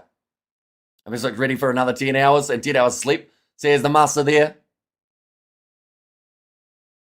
Angus Garner just trying to get the call and the line out in terms of how many Argentines will be joining it. They have to make the most of this 10-minute period, though. Well taken by the Pumas at line-out time. Albanos with a short ball to Marcos Crema. Taking Genge off seems risky. And are they fighting it? There's been a couple scuffles already between these two sides. Montoya close to the sideline, stays just inside of the field of play. Are you doing the Curry Cup today? I'm undecided at this point in time. I haven't really chosen if I am or not. I think Argentina are going to take this. Disappointing, but not surprising, says Paul. Another carry for Albanos. Probably been the busiest player in terms of carries throughout this match for the Argentines. Still there for the Argentines to go to the short side. Was the carry from Elias. He's on in the number 19 jersey, replacing Matthias Alemano. And they get a man advantage in the back line, and all they can do is pick and go. Says Gumby. A man of the match by now is Hamish. For the commentary plus stamina is Hamish, says Graham. I think it'll look like a great team when they aren't playing New Zealand or South Africa. Big run from Oviedo. We have got there how many team and total tries up till now a lifesaver if you're able to drop me the info. So for this game, we've had 4 tries in total, 3 for England, 1 from Argentina. Why a yellow card in the AB's game? It was only a penalty, although Ireland had an overlap. Please explain. So it was the position on the field that determined the severity. So because of the fact that they were inside of the 22 of the English, it meant that they had a lot more of an attacking opportunity to score rather than being around the halfway line. The ball's still there for the Pumas. And 7 minutes still remaining of the yellow card. Pumas need to take advantage now. Another score, and it's definitely game on. So here's Booker there. Now Garcia going away to the right-hand side. Sinti. Off to Albanos. Yogun almost. Looking for that counter ruck. Elias now. Middle of the park. They're still sitting 12 metres out from the line and 12 phases in at the moment for Argentina. Pablo Matera trying to spin out of the challenge. Garcia looking short side. Off to Marcos Crema, met by a strong collision of Ollie Chisholm. New Zealand and South Africa, we got humped by Scotland. Ireland and Italy this season, says Paul. Now going back across to the right-hand side. Tell yourself that, says WLK. I mean, if it's the question that you asked me and I answered it, then I was telling you that too. We have got their Pumas need to take advantage. Now across to the right-hand side. Albanos moves it on. Now putting it across field. Chance for Santiago Herreras, but well isolated out wide. The tackle from Jansi Fans Rensburg. Still under penalty advantage. This is the most inept use of a man advantage I've ever seen, or I've seen in a while, says Gumby and Vamos Argentina. Still under the advantage. Garcia goes across to the left-hand side. They're just looking to phase play this one all the way to the try line, but they haven't made the meters yet. Albanos, though, with the sell on the dummy. The Fen, too. He's 1 metre short. He tried the risky offload. Uh-oh. This is a penalty try in favour of the Argentines, more than likely. They've got it as a deliberate swipe from England. They might be down 2 men here, but the TMO will once again be getting involved. And penalty try, says Carlos. Yeah. And the best player out of Argentina was the great Hugo Porter, says Kevin. And W says Duck Goose Swan. Hey, I think Julio Montoya, he is asking for that penalty try yellow card. This is going to be a huge decision, though, because they are sitting only just out from the line at the time that the incident did take place. Scotland killed by 2 huge multi. First by Score Madness versus Argentina. They're not doing enough at home, says Christopher. We're going to see the replay now. Albanos, Coles, he's offside when he tries to swat it back onto his team's side. So this has to be a penalty try yellow card. He hit it backwards like Eamon Shawley, says Gumby, although he didn't hit it backwards from an on-field position. He did not quite get behind the breakdown there for Alex Coles. I think he's going to be in a bit of trouble. That man, Hamish, deserves a DB, says Daniel, and yellow card plus penalty try, says Yanko.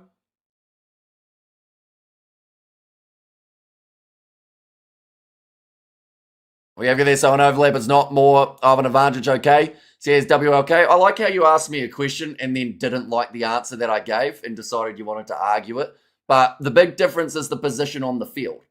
Like I mentioned, they were on attack there, the Argentines. They were inside of the English 22 with only 1 man on the outside. Argentina, they like that one made sense to me. The Irish one, again, it could have almost been the yellow. They could have ruled it as that, but we've also seen them ruled as not yellows before. And I think it was down to the positioning. That was actually what the referee and TMO did rule. The English and their dirty play again, says Carlos. Yeah, they're just trying to see if he met the onside line, and he certainly did not. And Pablo Matera, like they are saying, if he was able to catch that, your explanation makes no sense, says WLK. Well, I'll just say the position on the field, you'll argue it, and we'll say agree to disagree. Because I'm not going back and forth with you, because you're obviously not listening to what I'm saying, and I'm not listening to what you're saying, because you're saying it should have been a yellow, I'm saying probably not. So we'll go with that. But the penalty try awarded there between the posts, and it means it's a guaranteed Argentine 7 points. We have got there, his explanation makes perfect sense. Perhaps you don't know the sport, says Gumby. We have got there, Argentina have had more than 80% of the ball in the last 10 minutes. Sounds a bit familiar, says Graham Taylor. And it's definitely on now, says Cringy Cook. It certainly is, sitting 2 points difference between these two sides. And there's 25 minutes remaining. That is a long time for a game of rugby. Definitely with the fact that England are currently playing with only the 13 men out there on the field. No bloody way. It was awful refereeing and never worth a penalty try. He went to intercept the ball. He did. You said that perfectly, Scott. But he went to intercept it from an offside position. So you pretty much just gave him away as definitely cynical foul play. Is it a yellow card? It is, yes. And come on, Argentina, says Duck. I freaking love Argentina so much. Look at the crowds. Yeah, they are fired up now. They know that their side are well and truly in this one. Poor English discipline to the man of the match. That's about to happen to England again. Two different sports, the same stuff, says South. How many people get added to the All Blacks team for the Springbok Tour? 44 men in the squad, so an extra additional 10 players. Finn Smith is back out there on the field. He has passed his HIA. We have got the Argie crowd getting into it now. It's a bit flat in the first half. Well, it's probably understandable. Their side hadn't scored any points, or not a huge amount of them, just the 3. But now that they've started scoring tries, and they are well and truly in this matchup, crowd's starting to fully get behind them. Counter ruck there from Guido Petty. However, I'm listening. It doesn't matter where on the field you are. An overlap is a bigger advantage than no overlap. Wherever it is on the field, says WLK.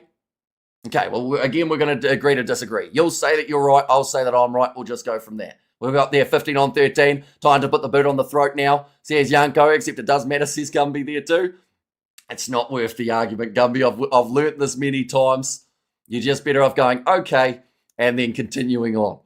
Currently 23 minutes remaining. Henry Pollock almost got cleaned out of the breakdown by Marcos Crema. And we have got there as well. Can we give England 1 or 2 more yellow cards or a red, says Duck. This one's going to be kicked up high again.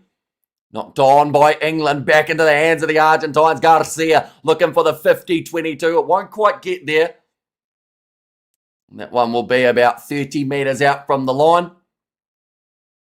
And it will be the English line out. Pollock on. Let's see what he can do. Well, last week he came on. Got himself the hat-trick against the Fijians. That could be absolutely massive for the English if he's able to do that there. And how many players must we offer a game to a stop? You need a lot more than just the 2 off, that is for sure. I think they're really good at doing this. To themselves, it's actually unbelievable, says Jan. So tell me we're on the field. We're not even going to go into it, WLK, because anything that I say, you're once again going to say, no, I disagree. So we'll just agree to disagree, move on. It's been going on for 10 minutes now. Free kick goes the way of the Argentines. 3 tries at the moment for the English compared to the 2 of the Argentinians. And Pollock won't do much as part of a 13-man team. Now going away to the right-hand side again. Argentina starting to make their way up the field once more. They have to make advantage, or have to make the most of 2 extra. We have their obstruction on top of the uncontested line-out. You are correct, there was a penalty try, says Deej there. This one is going to be a ball sweater in the last few minutes, and now going forward yet again. Was the run from Thomas Rapetti. In fact, no, it might have actually been the replacement 18 in that scenario. 21 minutes remaining here. And Crema running it hard. Although, straight onto the ball, it is the steal for Guy Pepper. And Pollock will kick this one downfield. Sure, mate, says LBOK. Thank you for moving on. But now 5 metres out from the line here. Argentina have got the possession with Thomas Albanos. And decides to go down the middle of the park yet again. Marcus Smith. Way to the left-hand side to Henry Slade. The 50-22 could have potentially been on, but it looked like Argentina were covering it nicely. How long has Pollock been on for? The match isn't complete till he's got a proper pummeling. He's only been on for about 3 minutes at this point in time. George Martin takes a big heavy shot from Marcos Crema, and another penalty awarded to Argentina. No clear release. And it is stolen by the Argentinians again. That time it was Pedro Delgado who managed to get Argentina still making heavy work against 13 men, says Kevin. You can see the frustration at the moment for the English, how these little moments are just starting to take the momentum out of their favour. Still the 2 points difference. And Pollock should have got picked for the Roses England ladies team. Why? I feel like that's that's not as much of an insult as you think it is. That side are world champions. And Bollocks, the Boris Johnson of rugby. That's been to England and Argentina clearly over the top. And another TMO check says, was there from Gumby. He does have a Boris thing about him, says the Blue Nomad. And when is the next live stream? Maybe the Curry Cup, but not 100% sure yet. If not, probably something next week. But yeah, TMO. Potential dangerous clean out from Argentina. I can still smell the tears of the Argentine haters coming. Says war plunder. Actions of number 8. That is going to be against Joaquin Oviedo. Although they're showing Pablo Matera here. And when is the Curry Cup? It has already started. But the first game tomorrow or today is at 11 p.m. Second game at 1:05 a.m. Pumas running the show. In the second half, if they score again, they could see this through. Yeah, it'll certainly be one of those games of two halves yet again here. How does the Curry Cup work? Similar to the Bunnings NBC. How it's pretty much the round robin, you play everyone and then you have your finals games. TMO's been busy today, says Big Rig. Certainly has been. Would this be Argentina's first win over England? No, I think they have beaten the English before. It's been a little while, though. And Pollock's Ponytail says Cringy Cook. Right, we're going to see it now. So it is Delgado. Oh, yeah, it is an awkward one on the legs of Guy Pepper. Are you going to watch any Bunnings NBC games offline? Probably quite a few, I would think.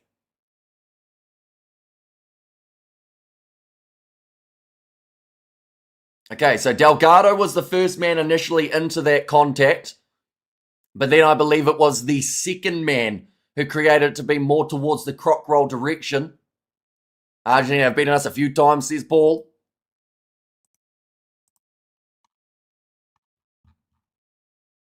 Okay. Okay, they're showing the wrong breakdown. Right, here it is now. So it's Joaquin Oviedo who does turn it into a croc roll awkward situation. So this is more than likely going to be a yellow card for Oviedo to bring this game back to 14-13. But it's still a croc roll if you're around the guy's waist, says Yanko. Yeah, I don't... Okay, so they haven't ruled it as a croc roll per se, but a dangerous clean out because of the weight going down on the lower limbs of Guy Pepper. And come on, Pollock, show them. Says Ruth. Yeah, it is now going to be 14-13. And yellow card, ouch. And Argentina have beaten England 5 times previously from the 30 games, says Graham Taylor.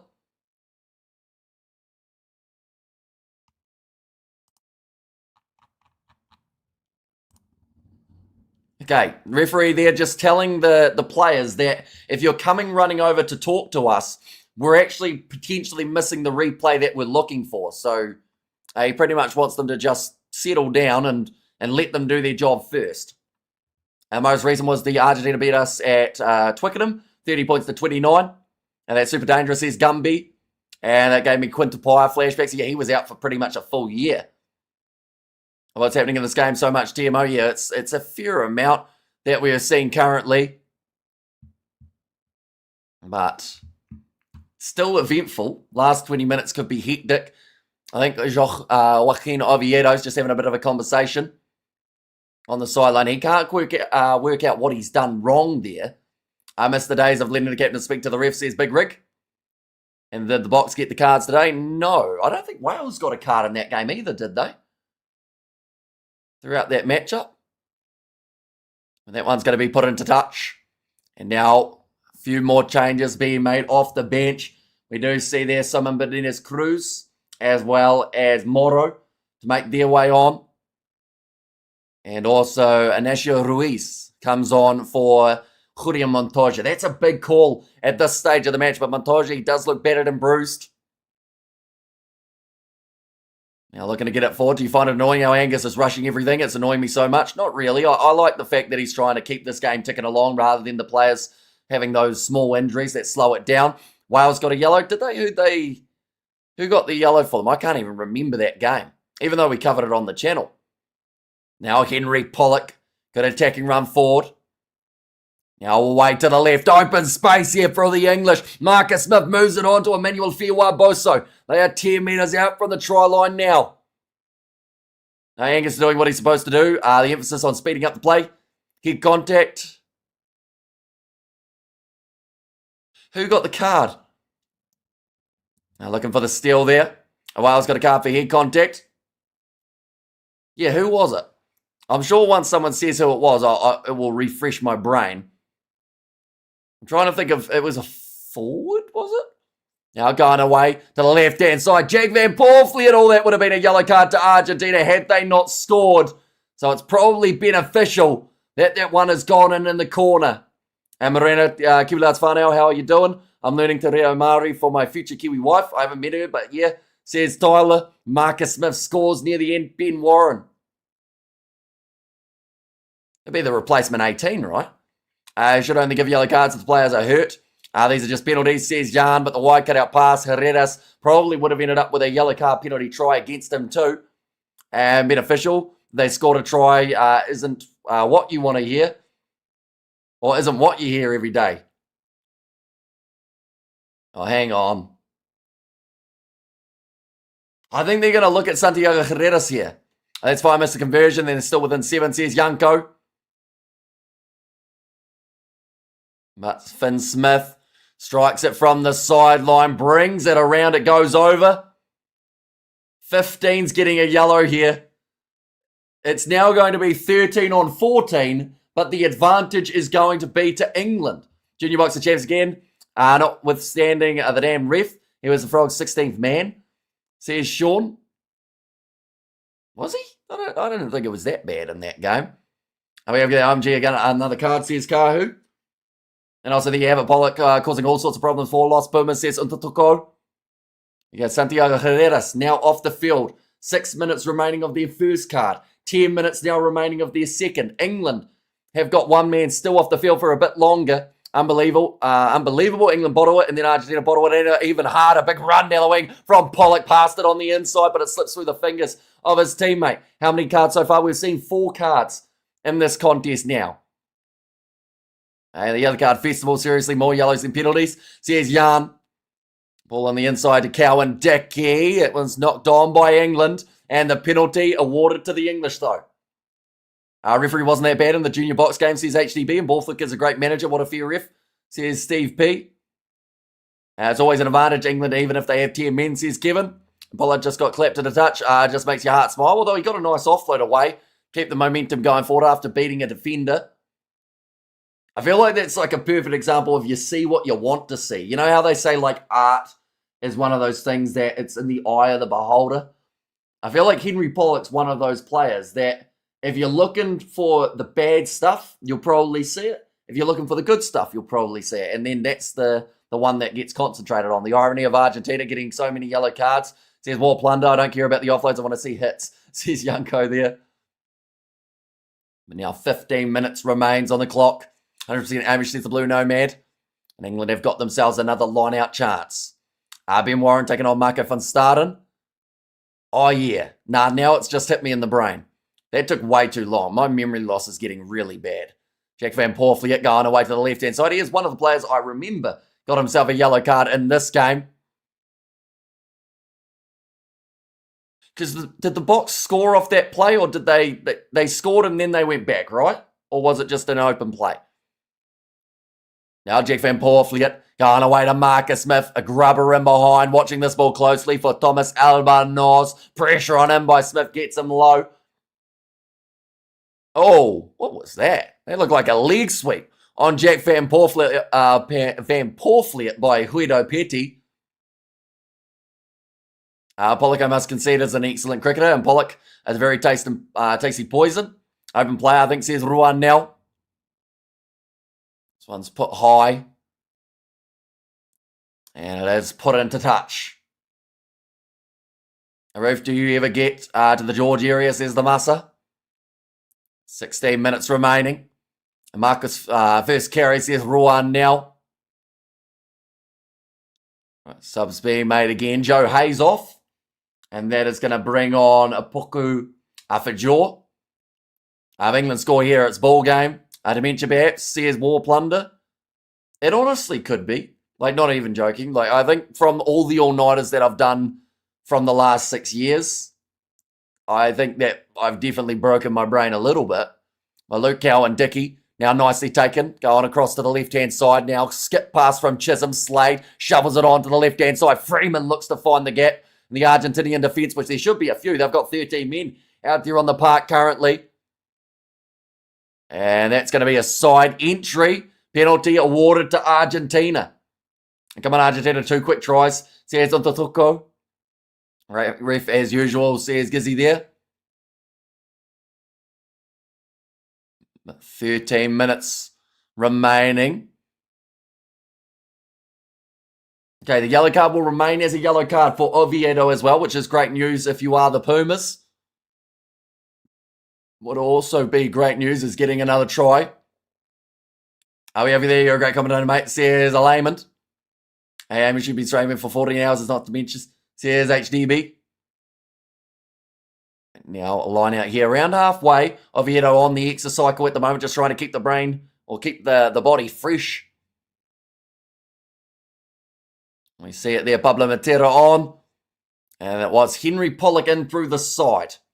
And all Argentinian fans, it's over, go sleep. Says Kevin, it's probably fatigue. Says Blue Nomad. A line out here for Ignacio Ruiz.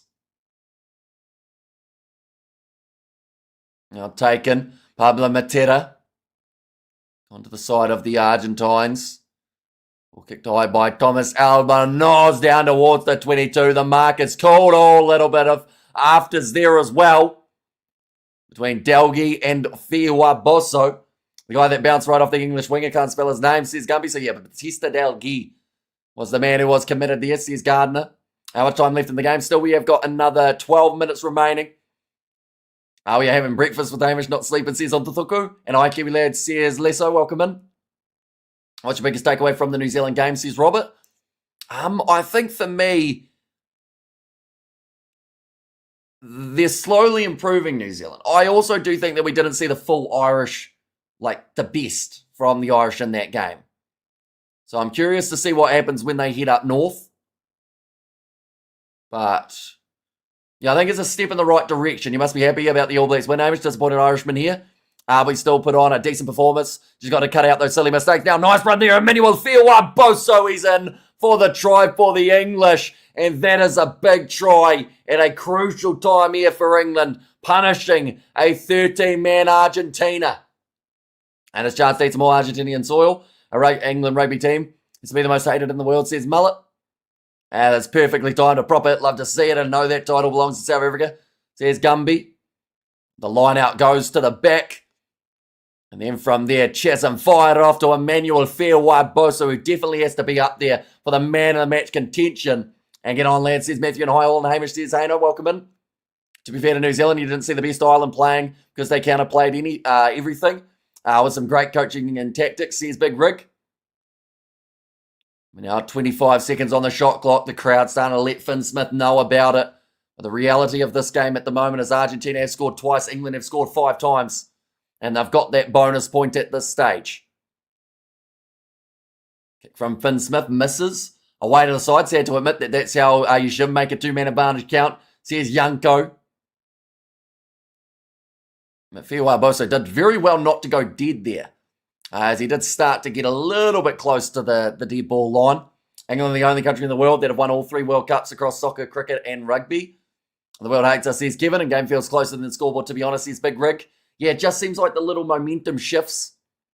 England have been clinical at times throughout this matchup. Argentina almost went up and managed to retain the kickoff, but Henry Slade did nicely. Ben Spencer now going off to the right. Seems like now the box kick's the option. To be fair, still just 2 tries difference. Los Pumas have been done dirty. But the intensity of England on another level compared to Argentina. And suddenly there's action. Says Roof there too, but it's put into touch. Will be the line out for Argentina. About 30 metres out. Cricket really, or isn't really a world's game, to be fair. Says Gumby. So well done to England, says Haino. Stop yelling at me about the numbers, is the comment from Angus Gardner there. The English are just trying their best to fire him up, but it's taken for a second in favour of the English, but then Estadio Ruiz gets it straight back for the Pumas. Now Simon Benitez Cruz goes away to the left to Oviedo. He's returned from his 10-minute sim, and that went by really fast. But it does still mean that Ciudades is off for a bit longer. And cricket is one of the most popular sports in the world, says Big Rig. That was the other games I watched a bit. Now in the block game, says, hey, no, sadly a lot of one-sided affairs that we have seen taking place so far.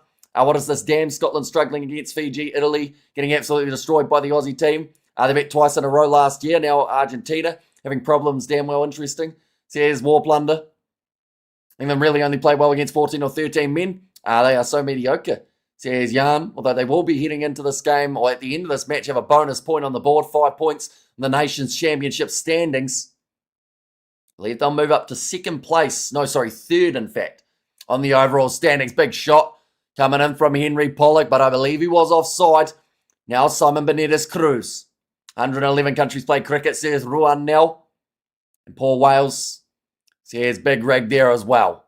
Now up to the right-hand side, getting closer with winger Simon Benitez Cruz. Pops it up to Estadio Ruiz. A lot of work being done by the front row replacements here for Argentina. Told to get back on side, and I don't think they listen, so it is going to be another opportunity for the advantage to be in play. Pablo Matera just 1 metre short of the line. Got Argentine scrambling all over the place, trying to get into position. Albanos passes out to Delgi. Dodges Marcus Smith, now 1 metre short again. And Bullock doing well at giving away penalties. Says Unico, now pick and go from the big man Delgado. Now Ruiz. Now Oviedo, he'll be 1 metre out and still under the advantage. We might see England go back down to 14 men. It's going to be held up. Double blow of the whistle. Referee reaching to the pocket. And we got another card for this eventful fixture. A great commentary, thanks. Watching from Bolivia, says Dave there. Right, number 20, last person. He is going to the bin. He's currently being held down by one of the Argentinians, but Henry Pollock, he will now make his way from the field. And England seem to have the edge over Argentina in rugby. Football, though, not so much, says Puka. Lots of countries play lots of sports. That's irrelevant. Remove India from the equation. The most popular claims take a big dive, says Gumby. But Pollock was unsure whether or not he was the man getting carded. He's found out now, and the crowd are certainly letting him know about it as well. A referee just doesn't like too many players on the pitch, says Eric. Well, to be fair, when we've had less players on the pitch, we've seen more tries. So I think that this has been one of those scenarios where it's led to a more eventful game. Pollock a liability, says Gwyn. And handing out the cards like it's Christmas. And Pollock getting absolutely piled up on. But now 6.5 minutes remain. Argentina, they are down by 14. The change, Jansi Funds Rensburg makes his way onto the field for Seb Atkinson. And Ida Pollock returns to the wilderness. Says Human, and there's your chance, Los Pumas, come on. Yeah, he will not be returning for the rest of this game, Henry Pollock, unless it goes pretty deep. I think we'll go like that. We'll go like that. And we have got there, now he can do great in the Simbit, and there's your chance, Pumas. Yeah, 5 metres out from the line. It'll be a big chance for the Pumas to be able to strike. And there you go, Pollock on at it again.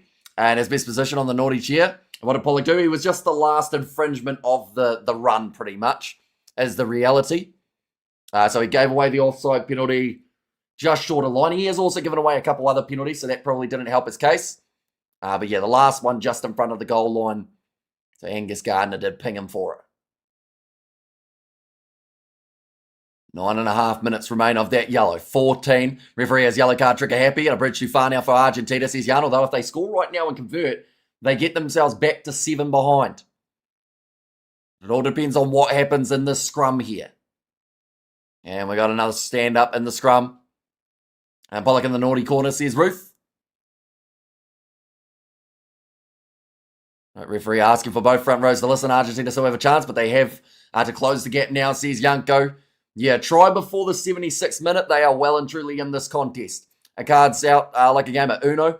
Just one colour, says Graham. This reminds me of the Coldplay song Yellow, says Cal Mac. The second still ticking away as the yellow card does progress, but also this game still goes forward. Can you do a show with Egg Chasers? Hopefully one day we'll be able to do some sort of collab. I'll have to come up with a good one though. I feel like that's my slight problem, is I don't do a huge amount of collaborations because I never feel like I've got a good enough idea. But maybe something based around that rivalry tour. We can try and get it going, but a big scrum there. Ball is going to be staying on the side of the Argentines, and it will be the scrum reset. And we have got their referees have too much say. Yellow cards kill the game, says Brent, and the discipline of this English team is a disgrace every time they cannot give away penalty. So Guy Pepper might have a bit of a rib injury here for the English, but he is told to get back up and continue on. If you don't want so many yellows, perhaps you should ask the teams to knock off the housery, says Gumbo, or Gumby. And what a game, says Xander. It is still technically our closest game of the Nations Championship this round. So I guess that's slightly factual with the fact that we called it as the close one. But for it to get even closer, Argentina need a try now. And then it gets very interesting heading into the final moments. And they call it mellow yellow. Says Cal Mac there. Unlike the Pumas, or unlikely Pumas can get 2 tries in the next 5 minutes, says Booker.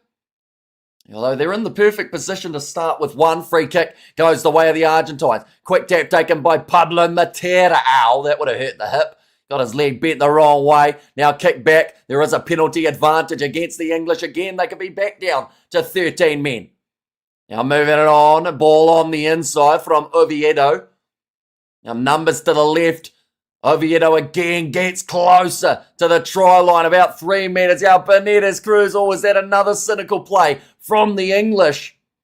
It's only a couple meters from the line yet again. Now pick and go, close to reaching out. It's knocked on by Argentina, but we'll go back. We'll get another double blow of the whistle, and we'll probably have another yellow card. And Pepper is very strong. How many yellows now?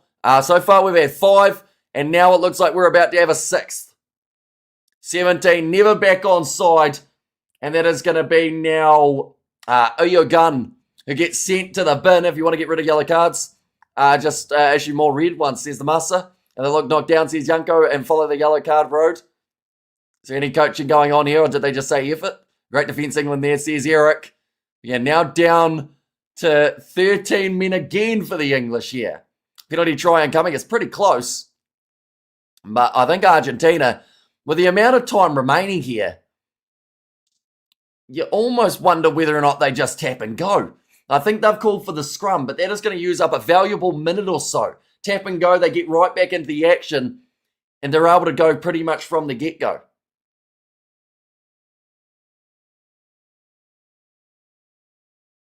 They've just said there about the amount of yellow cards.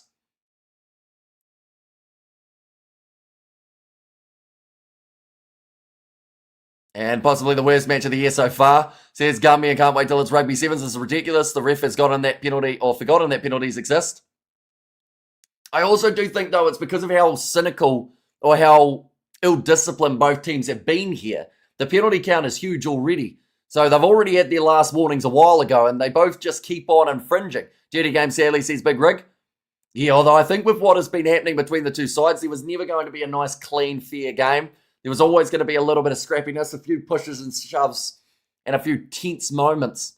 But 3 minutes remain. And again, I will mention, the Argentines have not gone to the quick tap too often here. And every time there is a scrum, it uses up an extra 30 seconds or a minute of a game that they only have 3 minutes remaining.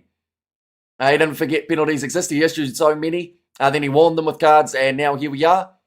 We have their filthy good, says Eric. And should have tapped and given the forwards to set up the face, says Mark. Yeah, I'm just looking at that scoreboard, looking at the clock ticking down, and wondering if that was the right choice from Argentina. Although they're getting a big scrum going here. Front row stand up, and it's going to be a reset. See, that didn't work out. They use up an extra 30 seconds now resetting this one. The Argentines are surprised that they didn't receive the penalty.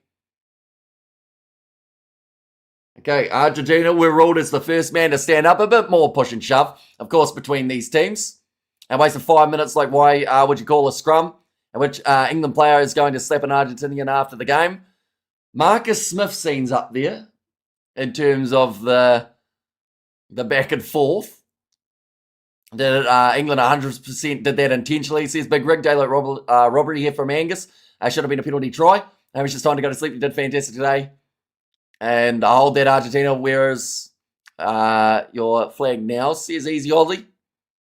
That was almost a fist to an English jaw there. And I says Harry and Luck, welcome in. But now 2 minutes 30 remain on the clock. Just from going for these scrums, they've lost another 50, 60 seconds. Clock has been turned back on now. Simon Benitez Cruz. No, another scrum reset. Time is off, so that's used up another 10 seconds. Argentina's using scrum from that pen. Was shooting themselves in the foot. Pollock going to beat someone up, says Mujahideen. Imagine this is the first game of rugby you watched, how awful, says Gumby. All right, the front row's getting called over to Angus Garner again. We have got another donation. That is from Booker there. Thank you very much, mate. And thanks, Hamish, for your efforts. Have a beer on me from Ireland, enjoyed the game earlier. This team won. Says Booker there. But yeah, thank you very much for your generosity. That is going to be going towards the breakfast fund. As we are going to be getting a solid-sized breakfast in about 15 minutes' time. And then I'm going to be having a solid-sized sleep as well afterwards. Argentina might and have to score once, but they're not getting two in. Says Unico, yeah, not with the amount of time remaining. They've taken their comeback almost out of the cards here. I shouldn't use the word cards. We've already seen enough KFC breakfast. Nah, I couldn't eat KFC for breakfast. I don't think my body would allow it. But I'll find something. I'll get like an all-day breakfast from somewhere. Some eggs, hash browns, sausage, bacon. Sounds like a great idea. But now scrum feed here for Simon Benitez Cruz. Argentina weak mindset. Maybe it comes from the coach or the players. Brilliant game, says Eric. Now it's set. Front rows collapse. Penalty to Argentina. Just take the quick tap.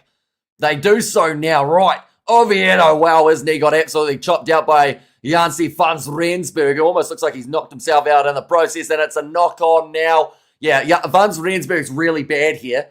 I think they actually need to check on him quite quickly because he has been rattled.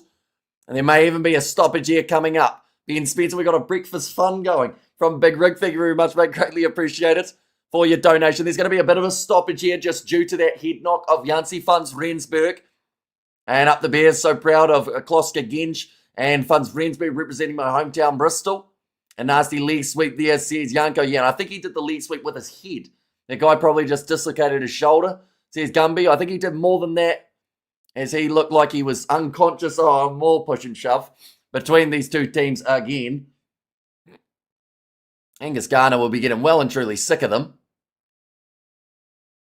Garner calling for them to both step away. There's a lot of feeling out there between the two sides. The referees are trying to get control of this match. At the end of the day, there's only 90 seconds remaining. We have there, Van Rensburg is normally back fit in 2 weeks. And it's almost way to do an already done move, says Unico. And just blow it up early, says Gumby. Yeah, Jansi van Rensburg getting a lot of attention here. Now, he looked in a bad way. He was trying to sit back up, but his equilibrium was all off. And then it ended up rotating. Yeah, he's just given himself a concussion there with the way he's tried to make that tackle. There was always going to be a bit gritty and horrible, different games for different occasions, and this is a certain kind of occasion. I started my all-day breakfast here in the UK with a Guinness at 8 a.m. Enjoying it still, says Human. And a Hunger Buster McDonald's, not bad, says Ronnie there. What's the Hunger Buster? Is that the breakfast or is that an afternoon thing? Oh, McDonald's. Worst final 10 minutes of rugby game I have seen in a while. Please just call it, says TRJ. And all these red cards are destroying the game, although we haven't seen a red so far. The ref went too early on the yellows. This game becoming a farce if everyone is off the pitch. Thanks, Hamish, says Dally McDonald there. And scrambled eggs on toast, says Ruth. There's still 90 seconds left. You're just jealous, says Eric. Who's that to about the breakfast? And one of the worst games I've ever saw. Argentina blew my mind at the end. The refs and their thresholds are destroying the competition. It's what happens with a bad tackling technique. We got another donation. That's from Christopher. Everyone's donated at the end. Oh, there's one thing. Love it. Thank you very much, Christopher. He's going towards the all-day breakfast. And also we have there, well, England already scored in the football. And thanks so much for enjoying the show. Good morning and night from Pretoria. And discussing from both teams, says Deesh. And how often an international football and rugby match is going on at the same time where the same country is winning. And a Spanish omelette, Hamish. Says Calmac there too. And Emmanuel Fairwa Bosso, I think he will receive man of the match from this matchup, from the way that he's played. Right, Jansi Funds Rensburg is still down. They are just getting him on the stretcher, and this is going to delay the end of this contest for a little bit longer. They are taking all the precautions to make sure that he is going to be all right.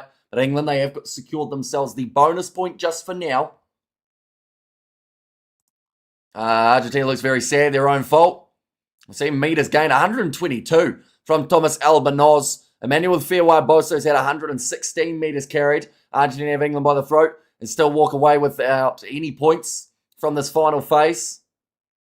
And thanks for the good work, Hamish. Go to bed and sleep. You deserve it. Says the Massa, and a bit of revenge for England after the other night. We have got there eggs, sausages, and hash browns. Reminds me of when I was in Langa. Says War Plunder. Sorry to say, but that's his fault. Kind of tackle attempt was that. Yeah, there's no denying that he got it wrong, but of course you still want to make sure that the player is all right. In this case for Jansi Funds Rensburg. Yeah, just talking about the upcoming matches. And thank you for all the games, says the Blue Nomad. No worries at all. We have still got another 90 seconds of this one if we ever get there. But looking through at the upcoming Nations Championship fixtures, it will be Ireland versus Argentina. Also, Italy versus South Africa, Scotland versus New Zealand, Wales versus Japan, and then France versus the Flying Fijians. Anyone who is new, be sure to hit that subscribe button as we have got plenty more coming up in the very near future. Go like this. I'm going to go like that as well. We see there the celebrations from earlier on from the English. And also, Jess says, Eric, and I believe this game has had the highest number of cards in an international rugby union match of the professional era. 7, previous record was 6, says Graham, and Funds Rensburg is like that at training, and I'm in games for Bristol, normally back fit within 2 weeks. And Argentina should have won this if they didn't take multiple scrums once, did the tap and go. This is even more frustrating than giving you all and losing. They could have won and should have. And so did Northern Hemisphere win this round. It means that we're 3-3 once again. So every single round has been 3-3 so far. As Jason Dawkins back to the crowd. How classy. They probably don't even understand what he's saying, says Gumby. And get some rest. Your eyes look like piss holes in snow. Says, it was there from Andy. Is the game over? Not quite. Still 90 seconds remaining here. England still playing with 13 men for the final moments. So we'll go like this. And we'll go like that as well. You get a yellow. Everybody gets a yellow, says Inferno. No chance Argentina would have won, says the Blue Nomad. Well, if they were going to, they needed to do it in that period when England were down to 13 the first time.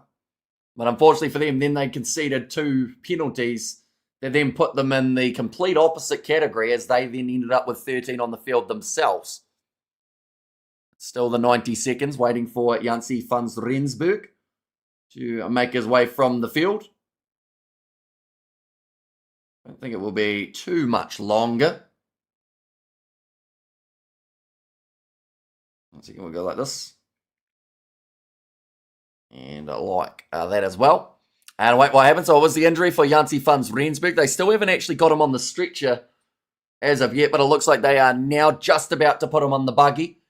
Should have. Does not apply in sport. You win or you lose, then you shake hands, says Steve P. And Argentina are going to cry all weekend after Spain beat them in the final tomorrow. And we over there show the boys your pants, says Mr. Telmo. No chance everyone would have won if they had won, blah, blah. Says the Blue Nomad in 90 seconds is still doable. Avies have had comebacks in that amount of time, although the big thing that's going to hurt them is the fact that I believe it's England's ball. And damn, he's got an oxygen mask. Yeah, it was a nasty head knock for Jansi Funds Rensburg. Doesn't look like he's given the thumbs up either, and they're slightly rushing him off the field, so could be some concerns for his health here. Line out here for Argentina. No, in fact, yeah, sorry. They have got the possession with 90 seconds left to try and turn it into a draw. Another 10 minutes of this game and the entire lot of both teams would have been off the field. Says Deej now looking to the left. On the shoulder. It's the call in terms of the height of the tackle. Thomas Albanoz adding a few extra meters for himself too. England extremely lucky to get away with this result. Nowhere near deserved. Says Unico. No, an advantage again for the Argentines. Have we got some sort of late tail here? Now Carreras goes across there. Delgui with the short ball missed tackle. Argentina score with a minute left on the clock. And this game again is somehow not over. Argentina, they do the drop kick. It goes over. The score now 31 points to 24. Is the draw somehow on? Either way, Argentina currently with the way that it sits, they have got themselves the losing bonus point. They could have a lot more than that if they're the next team to score in this game. But 30 seconds remaining. You wonder why they didn't bother doing that, about 10 minutes ago. It's like it's Justo Picardo who was able to score it, though that must have been the quickest conversion I've ever seen. He didn't even get a tee. Says Junker, just tapping it over with the drop kick. And now England just walking up to the halfway line, but the referee has turned off the clock. Hamish, it looks bad, just rewinded it. Says Inferno, his head was on the completely wrong side. And then afterwards he was it wasn't quite to the stage of a seizure, but he was trying to sit back up, but his equilibrium was all sorts of off. Looked like his body was not playing the game. Now Simon Benitez Cruz, they wanted the advantage, Argentina, but they don't receive it. The siren has sounded too, so one last era would end this game. Carreras passes it across now into the hands of Justo Picardo, tackled by Ben Spencer. England 2, France 0. Says Eric there, and 22-31 and 24-31. Game done, not quite. There is still one last play opportunity here. For some reason, they don't want to give Argentina the credit for that try, but we are only 7 points separating these two teams. The more we play, he did out on the left wing in the match up against the Irish. Now across again, Anacio Ruiz. They're just going with the back and forth passes at the moment, Argentina. Now, Benitez Cruz goes on to Albanoz. Directional change from Lucio Cinti. He wanted to sell the dummy and sneak through, but they watched him like a hawk. England having a shocking second half. They really need to get the next try, says George. Now away to the left-hand side. 22 metres out from the line now. That is their own line, though. So a long way to go up the field for Argentina. Bit of a sell at a dummy. Benitez Cruz looked like he got contacted high. And it is the penalty advantage now in favour of Argentina. Joaquin Oviedo goes across to Santiago Carreras now joining back with the back line. Moving it on to the outside. Now Delgui. Ball's loose. Picked up by Matera. Now standing start here for the Pumas. 40 metres out from their own line. They have still got that penalty advantage though. Santiago Carreras straightens with the run. Ball on the inside to Argentina. It becomes a foot race. The advantage is now over there. 22 metres out from the line. Albanoz with the ball on the outside. They need to make this an easy kick though. But Kalori over the ball. The youngster for England told to get out of it. Now to the right again. And again, Argentina need to get the conversion to draw this matchup. Is this game still on? It certainly is. We're up to 82 minutes through the contest. Now Joaquin Oviedo. This game is not over just yet. Middle of the field. Thomas Albanoz goes to Carreras. Pablo Matera passes one more on the outside. Trying to cut back in to make it an easier conversion. Batista Delgui, pick and go, pops it up to Ignacio Ruiz. 18 phases in a row. Cowan Dickey cleaned out. Drop ball from Argentina. Went backwards. Albanoz lined up in a two-man shot again. Pablo Matera playing half. No, in fact, he's going to leave it alone for Simon Benitez Cruz, who has blood streaming down his nose. Still on the side of the Argentines, though. They're up to 20 phases in this one here.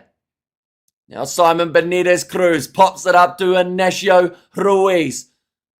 Sitting only around the 20 metres out. Alvarez, that time it was Albanoz. Now out wide. Delgui for the corner. He's being driven into touch by the looks of it. He's claiming the try though. This is going to need a TMO check as well. I guess penalty advantage long over. Correct, yes. So they lost that penalty advantage as soon as they went up to the 22. And inside wrong call there. Should have gone outside. Says Unico, but I think it was all to come down to that kick. They didn't want it to be a tough conversion from the sideline. So they are checking to see if Delgi has got the grounding or whether England have pushed him into touch, in which case they would win this game by the 7. TMO, though, this is a big call. Kalori, he's gone high anyway, so it will be an advantage, you would think. Right, he was driven out, but I would argue that that was a high tackle from Kalori and could have been penalty advantage. He doesn't get the ball down in the field of play, though. Delgi, how long's left? We're after the 80-minute siren.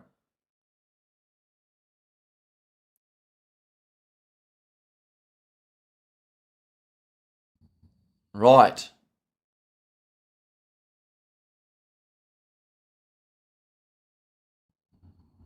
You're going frame by frame here. Kalori was on the shoulder anyway. I don't think he gets that down in the field of play.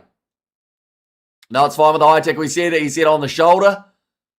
Yeah, I don't believe Delgi managed to get this ball down before his elbow touches the sideline. Okay, both tackles on the shoulder. Angus Gardner reiterates. Exciting finish to this 1A, lads. It's a much better finish than it seemed like we were going to be getting. And another glare to disprove on field for me. Says Unico.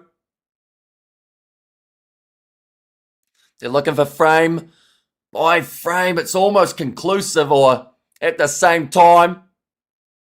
The on-field decision was try, though. It's a very much so 50-50 here, ladies and gentlemen. They've finally found it a little bit more slow motion.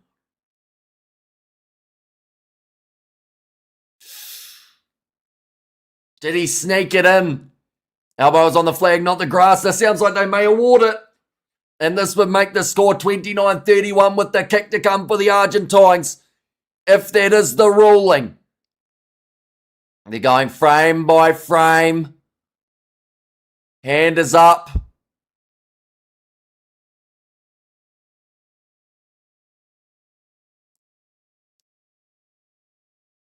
The ball is grounded against the corner post and the try line at the same time. I think they're going to call this a try. Spent more time off than there has been rugby, says Jacob. And Alba's out, man, says CM. Yeah, this is one of those ones that it could easily go either way, but they are ruling it as on-field as try.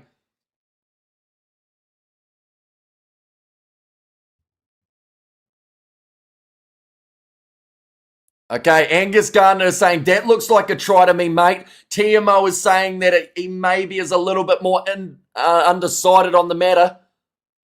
Try stats as we stand, says Christopher. So 5 tries from England and 3 tries from Argentina. This would be their bonus point try, though, if they were able to score it. Yeah, that's in touch, says CM. It looks like a try to me, says Puka. And on the sideline is out, says Steve P. They want conclusive evidence. That looks like it's simultaneous within the field as well as on the on the sideline. Okay, the TMO is trying to overrule Angus Gardner. TMO is saying that he's seen clear evidence that that ball has been grounded on the sideline, not in the in goal.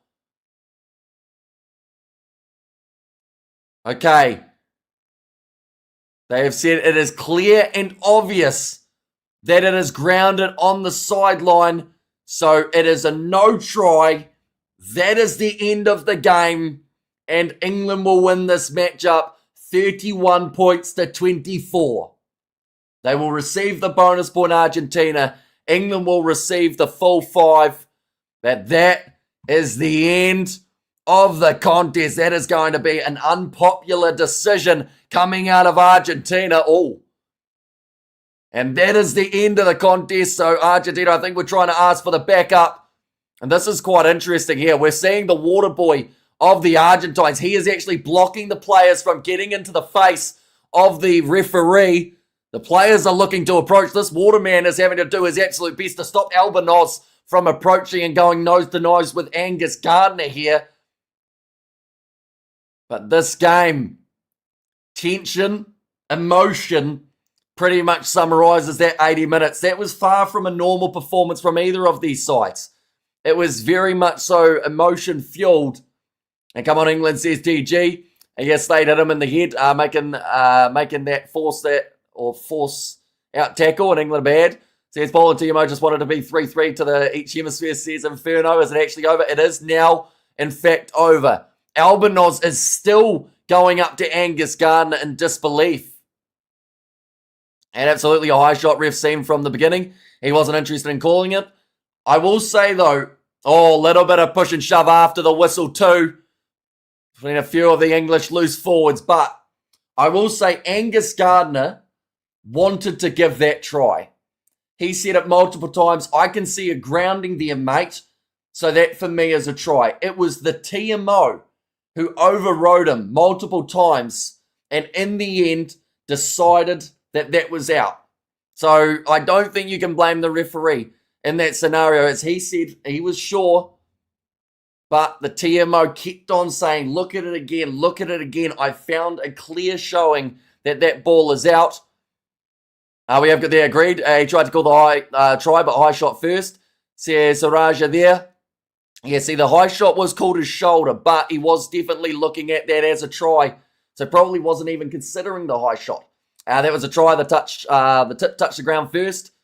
And man, just get the under try bet with the disallow. Says, was there from Christopher. I want to shake hands with England, says Kiwi Rob, and also this TMO has convinced Angus Gardner several times tonight. Neither call I agree with. Angus was spot on. TMO was an absolute and a spicier match for the actual meaningful game of the potential World Cup game can only be a good thing. The TMO isn't on the field. It's on the ref to make the final call. Angus should have just given it. Whatever the final decision, players just have to accept it. It's rugby, not football, says Graham Taylor, and that was intense. Pity, but could have gone either way, and field isn't supposed to be over. TMO in case or try confirmed. Wait, field isn't supposed to be over TMO in case or try confirmed. So pretty much the referee, sometimes we'll see a referee override a TMO, but in most cases you will see the referee listen to the TMO, and in this case, Angus Gardner eventually did get convinced by the TMO that ball was out, even with his on-field decision of try, which means they needed clear, conclusive evidence, and they feel like they found that. Holly Davidson overruled the TMO in the Six Nations match this year. And we have got there, could see the ref himself to say no try. I hope he's safe in that. Says Forey, and classy reaction from England. What I said about the ref from the start was true. 100% wanted the Argentines to win. Thank God the TMOs knew that was right, unlike the refs, says Steve P.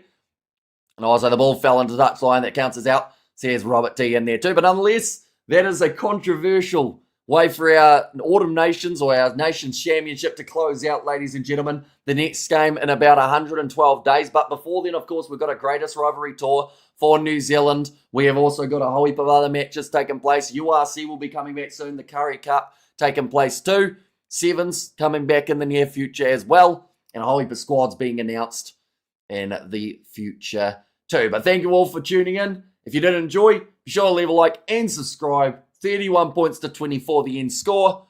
And I will see you all for the next one.